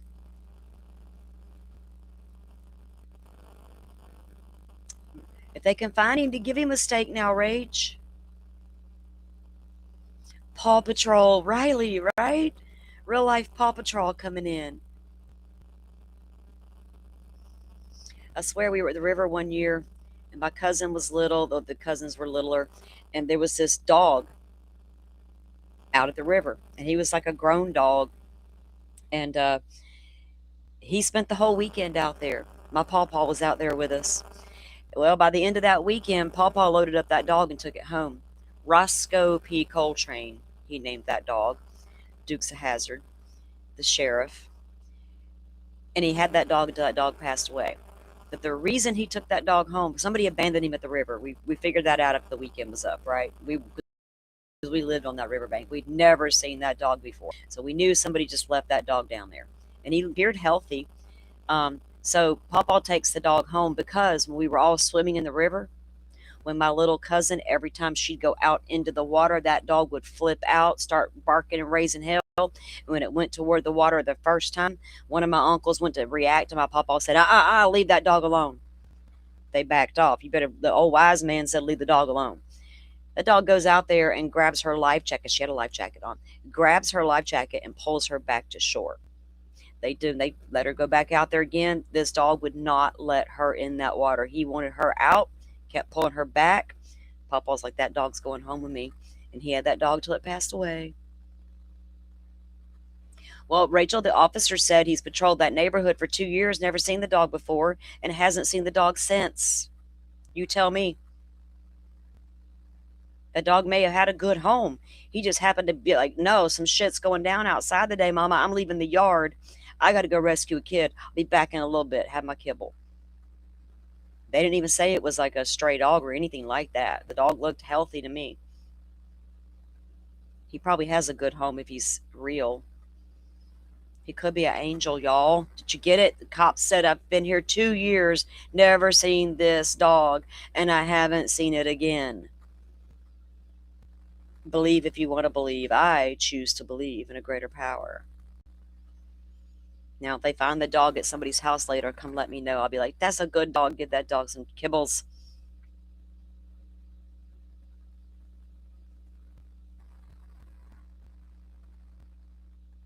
I've always, if I own a dog, it's a pit bull. I don't have a dog currently, not since my last one passed, but I there's a lot of good breeds out there. I need a good beefy dog that can protect me. What's the point? I don't want a lap dog that's needy and that requires a lot of attention. I'm not. But plus, can you protect me in the middle of the night? Something bad happens. You're tiny. You're tiny. What can you do? Anyway. But dogs like that dog we just saw and the dog like my grandfather rescued, those are the types of dogs that really, and to be honest, I didn't ever own a male pit because they're ridiculously stupid, right? They just don't have a lot of brains. They're just a good beefy dog to have and they're fun, but that's about as far as it goes. But my females, the one thing you were never going to do was walk up onto my property or my home and mess with my children or me. I was never afraid to have that dog around my kids. I couldn't have her around other animals. It was just in her bloodline and her nature to do her thing. So we made sure we don't, no, no, no, no, never. Don't come visit me and bring your dog. Please don't do that. But that dog, I opened the door one day and I was yelling at the kids to come eat lunch or something. And I yell out one kid's name. My dog took off past me and ran right out the yard and sat down beside that child. And I thought, that's the kid I just called. I got 3 out there. Come here. I called her back in.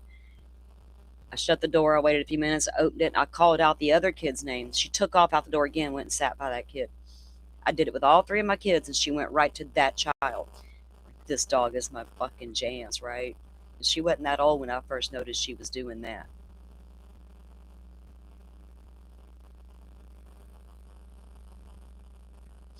Tricia, how does Dolly know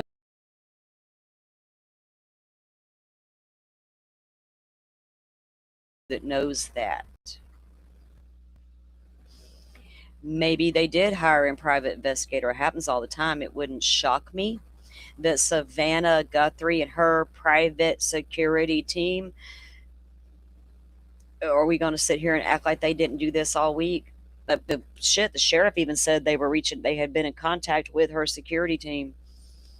So thanks, Dolly, but I think that's probably been going on because they're probably trying to investigate now not only who's on that porch, but who's been sending those letters.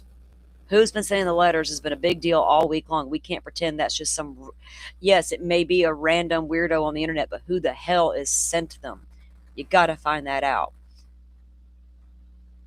So it wouldn't shock me that she hired a private investigator to help with some of the aspects on this case, especially if she feels like the local department effed it up. But I don't know where Dolly gets his information. Maybe he got down there and found some people to talk to him. Yeah, I don't know what he's reporting. I couldn't tell you. Semi-Sharp, y'all don't make me do it. Dolly Vision, it's a channel on YouTube. Y'all be careful in them YouTube streets. He's just there videoing the streets like other people. Well, not too many, but like the media, he's out there, boots on the ground, filming what's going on the streets. I haven't watched it. I don't know. I do know there was a fundraising to get the plane ticket to get out there, something about that, and I guess that happened because he's out there. Other than that, I don't know. Y'all can go check him out if you want. I do. She says, who? There's a guy named Dolly. That's all. I don't like to trash creators on these YouTube streets because I don't want to fucking start a war. I'm here for true crime and true crime only. His name is Dolly Vision. Y'all are welcome to go check out the channel and view a few things and make your own assumptions or your own decisions. I am not here to tell people how to feel or what to watch. I just always warn y'all to be careful in them YouTube streets, and that might be one of the reasons. You don't know. I'm not going to name a list every time I say it, right? I trust that a lot of you can go watch a creator or a whatever, an episode of something you see, but I encourage you to also go back and review 1 or 2 other things at least they've done. Maybe even something back in the playlist a little further and get a feel, right? That's how you gauge this stuff. I don't count on someone to tell me that's a great person or that's a bad person. I just know because I know. I know about this account or this channel because of the Sebastian Rogers case, and I'm just going to leave it at that. It's all there. Research YouTube. It's there.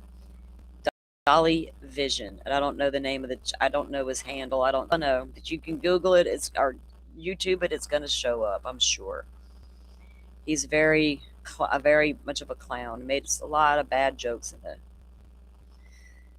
Maybe some people just got that kind of person. I don't know. I'm not going to say much about other creators on here. Y'all don't make me do it.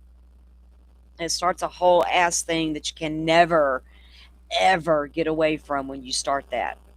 Yeah, a lot of y'all saw me go at Joe, but that was for a whole fucking different reason. Don't twist it. That wasn't no YouTube creator drama shit because I don't participate in it. That was something wholly different, right?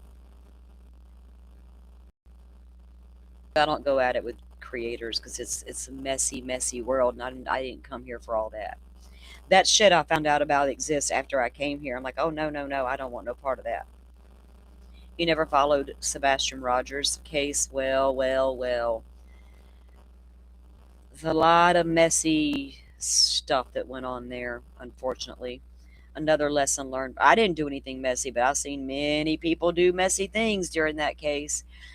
A lot of it's still being talked about,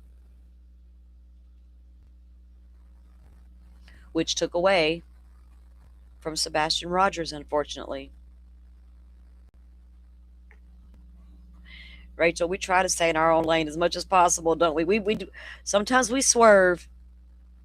Then one of us will snatch get back in your lane, girl. You crossed over for a moment. Get back in your lane. It's unsafe. It's unsafe to leave your lane. Very much so. Dolly, he hasn't hit your algorithm or you've ignored it. He hasn't hit my algorithm in a long time either. A lot of the people who used to don't know more. I guess I don't ever look at their stuff. I'm not subbed up and things like that. But they haven't appeared on my algorithm either.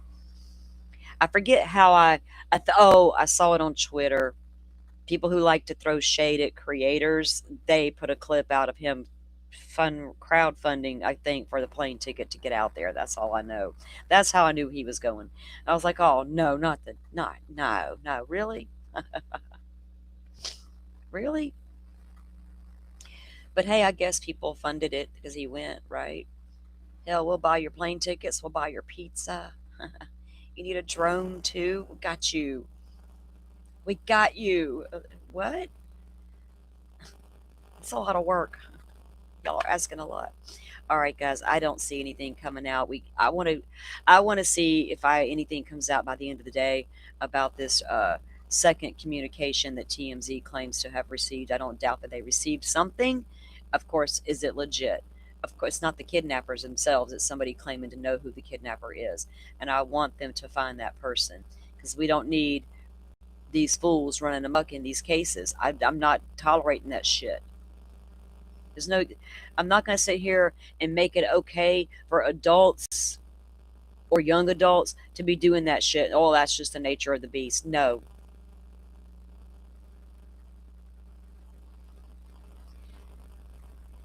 Do y'all think somebody that sees these images of this person can recognize from the black and white images, not the colorized, any colorized image you see of this assailant? People have played with the lighting on their camera apps, their phone apps, and their whatever, their computer apps. The black and whites were officially released by the FBI. Do you think you can tell what type of gun? Is that holster really white?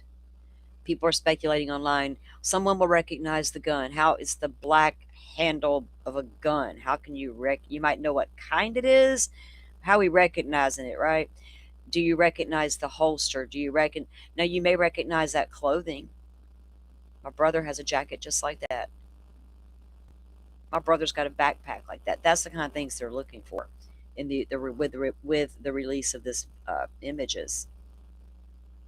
And how many people have called to report somebody? Was Carlos a victim of that? Or is Carlos somebody we should be like, sir, you're not completely cleared yet, but have a seat with Tom. Have a seat with Tom until we're finished with our investigation. All right, guys, I'm gonna let you go. Thank y'all for coming in here and chilling out with us today. Again, prayers for Miss Nancy. Our thoughts are with the whole family. Um, because I don't know if they're guilty of anything or not at this point. So who am I to judge and not send them good wishes? If you know heaven's real and all that, he kind of wants me to be a little bit good. That's what I've been told, and I do got people that are there if it's there, and I would like to see them one day. So I do try to be a good human because I think it matters. I've been told it matters, and I sleep better at night if I'm just a good human because I can be shitty if I want to. Choices. I live and die with the choices I make. Okay, what is this, Rach? Oh, when did they discover this? On their boots on the ground search that they finally conducted. It's in New York. Hold on, let me pull it up on the Twitters. Thank you, mods, for scanning for updates like of this nature for me to go check out.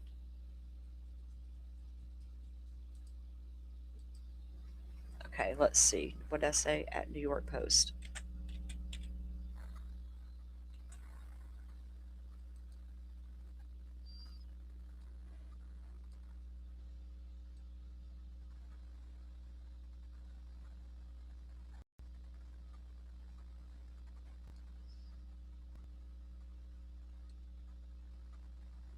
Well, come on, load up. Why is everything loaded up but that particular thing? Let me click it and see. Because I would need to anyway. It's an article. Okay, there we go. Let me click the article up first because if I do it the other way, it won't show it to you guys. Okay.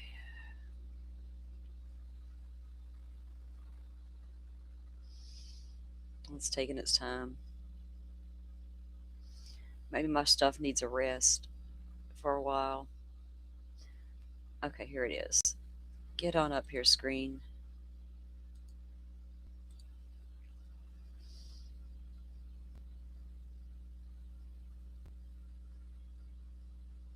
There we go. It took a second for that to pop up there. Okay. All right. Investigators find a black glove during hunt for Nancy Guthrie's kidnappers, and the post was there. You guys can't see the article I'm scrolling through. I didn't pull up. Oh, because I pull this shit up Twitter. Let me go. Hold on. If I can find it through the Google on their actual website, then you guys can see it. That's how I have to do it for the PC. Let me read what it said. Members have recovered a black glove from a roadside near Nancy Guthrie's house, potentially a major clue in the search for the masked thug who is suspected of abducting 84-year-old woman.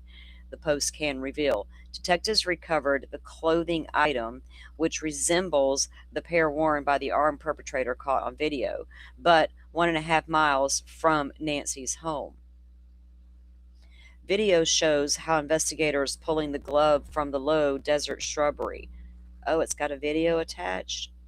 Let me see if I can find it on the internet and get it to come up. If not, I'll make a short about it, record it, and put it out as a short. I've tried. Well, there's like a video out there. I'm trying to.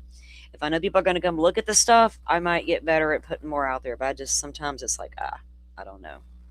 Effort. It takes effort. Not that I've sat and talked about it for hours, you know what I mean?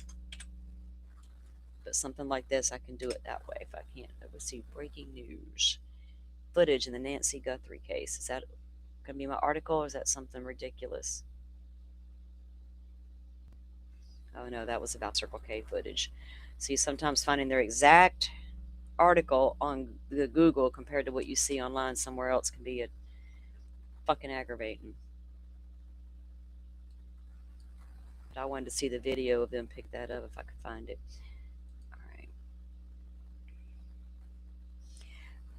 Rachel, go grab the link to that article, okay, to the New York Post article, and then link it to me in Discord, and then I'll grab it from my phone and pull it up that way. That's the only way I can think of to do it. I need to take a break real quick, guys. I got to go to the restroom. I'll be right back.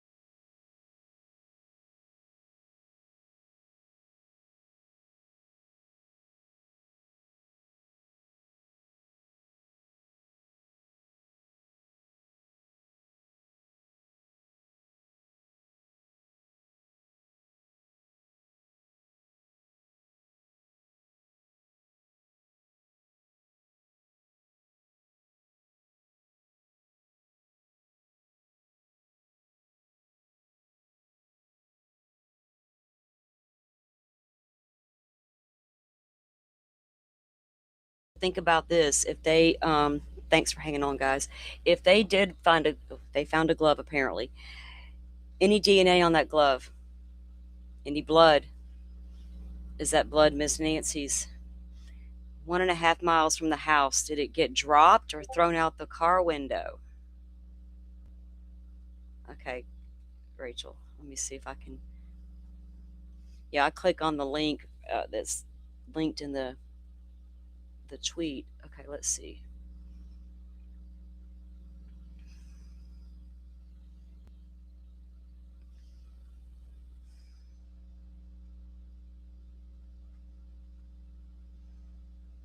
All right, let me try to get it up this way. Because I want us, before we go, I want to review this. 1.5 miles from Nancy's home.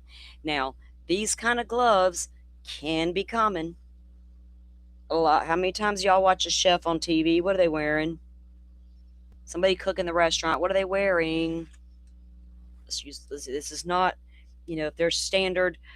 I've seen everybody evaluate the gloves. If we got black gloves that over the other ones, it's not uncommon to have these gloves. So I don't know how this one got on the side of the street from 1.5 miles from Miss Nancy's house. I need to know if it has DNA on it. Does it even matter? That's the kind of stuff they're out there combing for. I mean, I get that. I do understand that. But a lot of the times, some of the stuff we saw didn't look like they were looking for anything in particular. Did they just happen to stumble across this? Let me see if I can get it to pull up this way. Yeah, okay. I had to do it through Google search, or it's not going to let me bring it up for you guys to view it.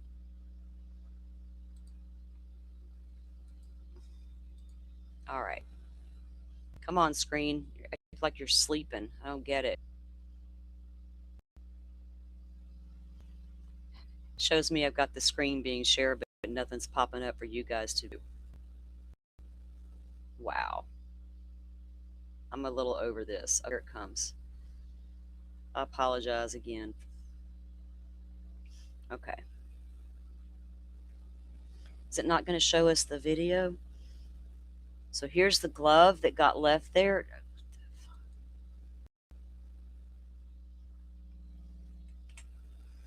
Hold on, I got to snag my picture.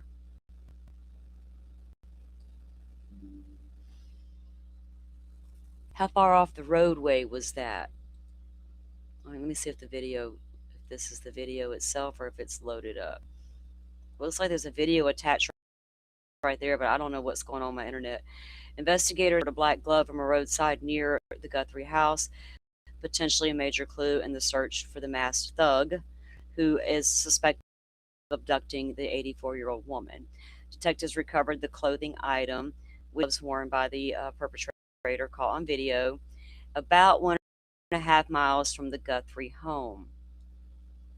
Video and photos show investigators pulling the glove from the low desert shrubbery in Guthrie's secluded desert shrub at the edge of Tucson. 1.5 miles. Could I get a little more info about that? I'll be on recon on that all fucking day now. Authorities have not identified any suspects. Okay, we know that. The footage. Oh, they're talking about that. So, what do we think about this glove and the possibility of it being tied to the assailant? 1.5 miles from Nancy's house. Now, once you get her in the car and you're on the move or you're ungloving, gonna toss your glove out the window? Because if you got those gloves on when you come out that front door and Miss Nancy's now bleeding, do we have her DNA on this glove? If we do, it's absolutely tied. If there's no DNA on that glove of Miss Nancy's, that glove's unrelated. Figure out.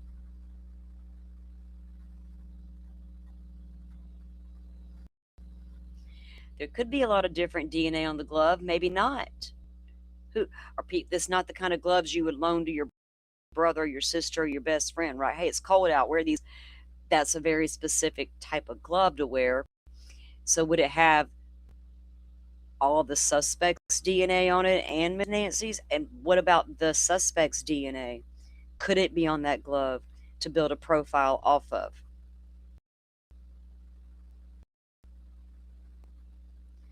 You think that maybe the glove after glove, latex after latex, or whatever the hell the material's called, after 50 pairs, like you said.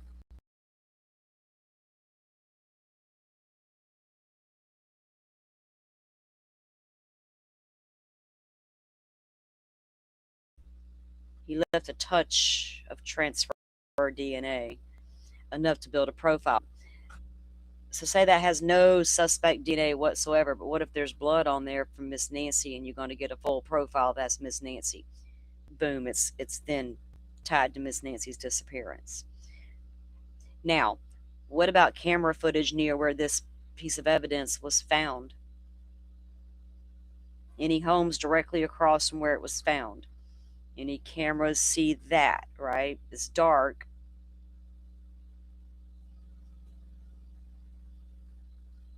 Oh yeah, Rachel, it was. But if I go into Discord and pull it up, it's a whole window thing back here with Restream. I usually go in any articles we're going to review. I save to my Chrome tab for today's show, and I pull them up that way and view them. But when I go grabbing links out of the Discord and off Twitter like that, it won't let me. It won't let me do a separate screen no matter what I do. It's ridiculous. It makes me work for it. So I try to get a lot of things preset before we go live, including the videos we're going to watch. Most of the time I get it right and don't forget to add one, but y'all know how that goes. I never claim to be perfect. I am not that creator. I just do the best I can. I don't classify myself as a creator. I'm a lady on the internet talking about true crime with my friends. That's all there is to it. I'm no expert in nothing. I might have slept at a Holiday Inn last night. You never know. Might have a good thought or two, but I'm no better than anybody else, right? I'll try to get that to load. I'll do it on my phone and I'll record that little video because I want to see them picking it up. I like to watch stuff like that. I'm paying such attention to the background and every little meticulous thing they do in that, like collecting a piece of evidence. Like I want to watch you do that. Got to make sure you do it right in case we got to go to court later. Right, Rachel, how much are they doing behind the scenes? They're interviewing and talking to people. All these tips are coming in about. They're canvassing the neighborhood over there at Nancy's, looking for outdoor cameras. They're processing things like black gloves found on the side of the road. That may not be all they have found. At this point, anything found on the side of the road is going to be needed to be looked at.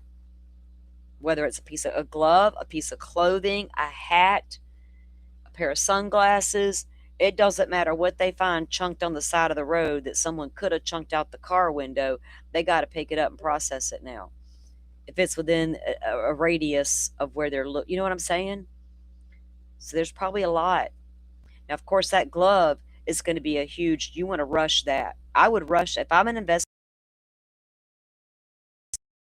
investigator and I find about somebody's got a black glove on the side of the road bleeding. You better put that shit right now. That's all I can. I'm not playing with these cops anymore. They can quit acting. They can stop treating me like I have no intelligence. When that happens, I'll straighten up.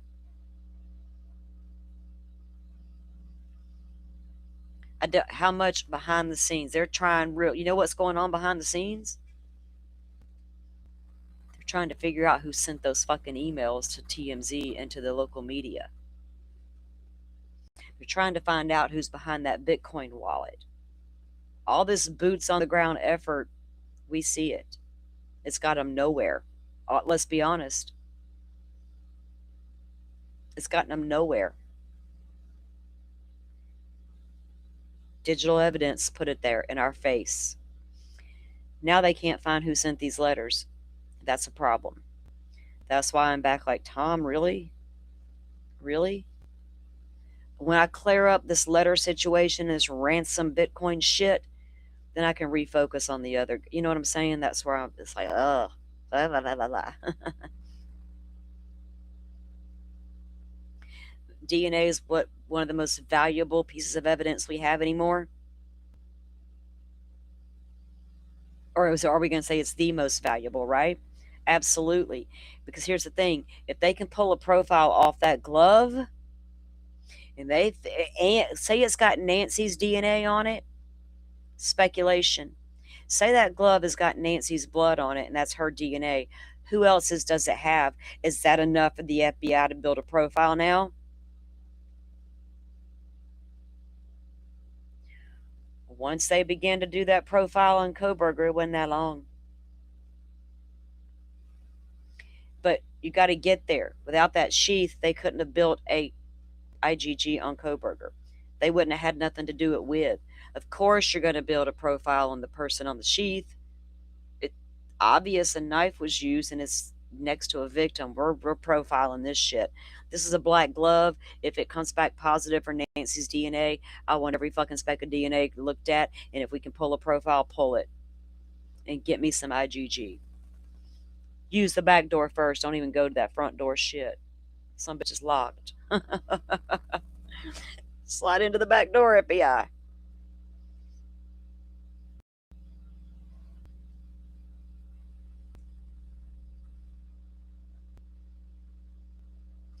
Well, so how many other individuals are they looking at seriously through their tips, Butterfly, right? Are they about to go pull over somebody else? And the thing about that is, I'm not mad about them pulling over Carlos. I'm not mad they searched Carlos's house. If I'm the FBI and I got a tip that Miss Nancy's in your house, guess what's happening? I'm knocking on your door. You got to get over it. So that's where I did they bust the doors in and hit the wrong house? That's different. That's not, was it a no-knock warrant? We got the wrong house and people died? No, we ain't got that situation. We have a tip that says you did something. We have to investigate it. What if they got that tip on Carlos and they're like, there's nothing here, guys. He's a low level, he's a delivery driver. Ignore it. And Miss Nancy was in his house the whole time. We can't let that happen. So I heard the media screaming, thank you, media. Thank you, by the way. Are you going to sue? Are you going to sue? For what exactly?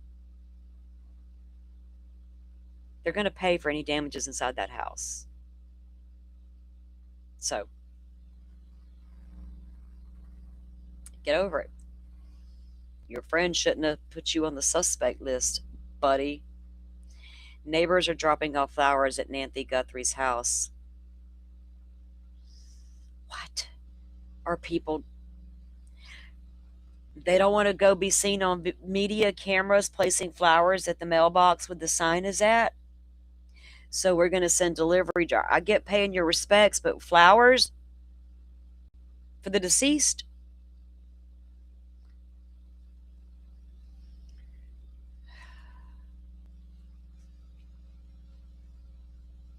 We've seen lots of neighbors dropping off flowers at Nancy's house. Now a flower delivery service is dropping off an order that someone placed. That's very kind of people. And I get wanting to put, that's a memorial for a deceased person. Can we get together at the community center tonight, hold a vigil, help find Nancy, rally around that support, and give the family hope? Or are we... I can't with society right now. I'm sorry. I get the good intention, but sometimes people need to really fucking step back and take a moment and think. Because I'm here to tell you, as somebody who's had something tragic happen in her life, people will come up to you and absolutely 100% have the absolute best intentions when they say things to you. And the one thing going through your mind is, could y'all please just shut the fuck up? Because you got no clue. And I appreciate it. And just come say you're sorry and walk away. I don't need all the extra because you don't know what to say. Then I'm consoling you because you don't know what to say. People need to take a step back and breathe. Because in my eyes, that looked like a memorial's being set up. And I'm not going there yet. I'm not a naive individual. I know 1,000% there's a chance this lady is no longer alive, and it's been that way since by Wednesday in my book. But I'm not willing to go there yet. Pizza delivery, flower deliveries, buy my plane tickets so I can go be boots on the ground so y'all don't miss a damn thing.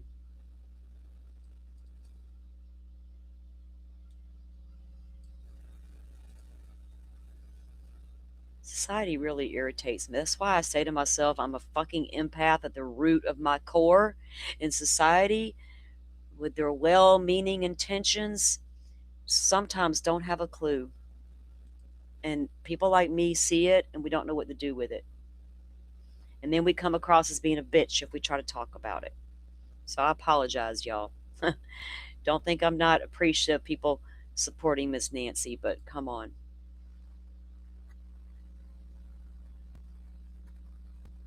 Good. The church ladies had a prayer circle. That's great. There's nothing wrong with that. That's what I'm saying. Get together at the community center there and do your thing. But what if the FBI needs to go back out there? I know it's their fault for not securing the crime scene. I get it. But damn it. Damn it, damn it, damn it. I would expect her church friends that she worships with every Sunday to be doing nothing but holding nonstop prayer. That's what they do. I need my prayer warriors. We're going to win if we just get enough. So there's nothing wrong with all that, but you got to do it right there in front of the house like the woman done died. That's my point, I guess. Maybe that triggered me seeing that shit. Maybe it's time for me to shut it down, take a nap. Yes, somebody had flowers delivered to the home, and apparently people are dropping off flowers. That's fine. Go drop off your mementos and your flowers, but don't make it look like you're memorializing a dead person. That might not make the family feel real good until we know more. Give me a reason to memorialize the place, then I will.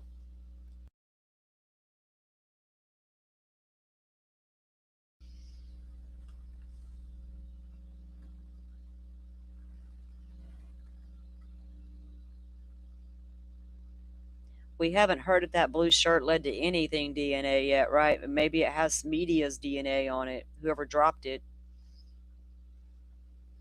Perpetrator didn't drop it, not the one at the door anyway. Could have been Miss Nancy's, but I'm sure one of her children would have identified that as absolutely my mom's shirt. Came from her room. Or we don't know how it got there. Another mystery of the saga continues. And now trust me, after deep dive in Idaho for 3 years, the bizarre shit is going to happen in every case you cover. That's why I can't get too caught up on the bizarre, because I've learned my lesson. I'll see it, I'll review it, and I might shelf it for a minute. Right? So much. I'm really concerned with the logistics of this crime scene, preservation of crime scene, recovery of evidence, recovery of the cameras in a timely fashion, misstatements made by law enforcement, why we can't find the guy who sent the original emails, Carlos got detained and let go, all these different things about the investigation. Right? That's where I've been honed in at all week long. I've been trying not to let the distractions get me because they're there. And the minute I begin to pay that distraction a lot of attention, I'm no longer paying that shitty investigation a lot of attention.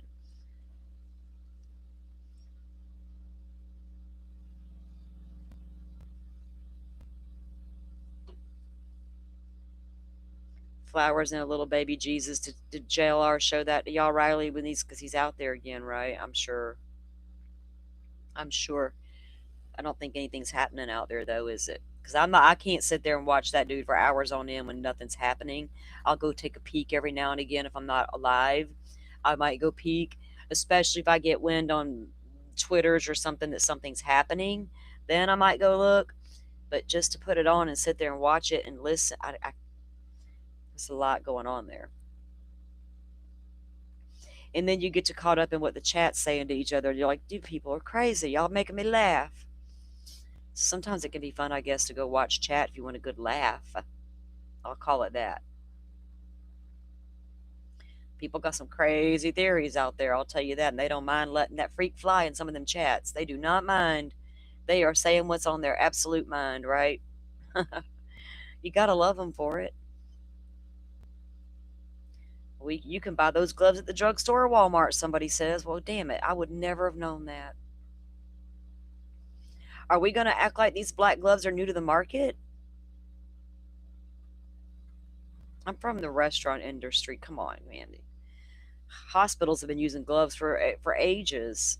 They had to stop using latex one time, right? Because their people were getting allergic. These gloves are nothing new. Everybody's obsessed with them all of a sudden, like they just discovered them.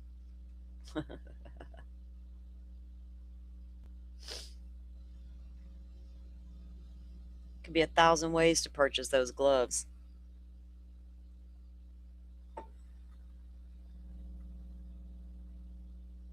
JLR's Army. Is that what? Oh, yeah, that's what they call. That's right. JLR's Army. What are we? We're lead detectives. We are lead detectives over here. If you're a member, you are a lead detective. I didn't know what else to call it. I need suggestions, guys. I don't know what the fuck. I don't know. What do y'all want to call yourselves as members only?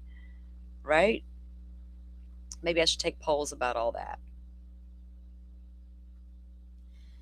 Right? You got the black gloves from Sally's, right? We forgot. We need to go throw that into the chat. You can also buy them at Sally's. So you checking out all the stores in town that sell the black gloves? Going camera to camera looking for a masked man? Did he purchase his gloves wearing his mask? Would you like to be the one tasked with going through all that footage looking for your masked man? Well, we got 5 people this week that bought these gloves at this restaurant supply store, or these ladies over here were doing their hair.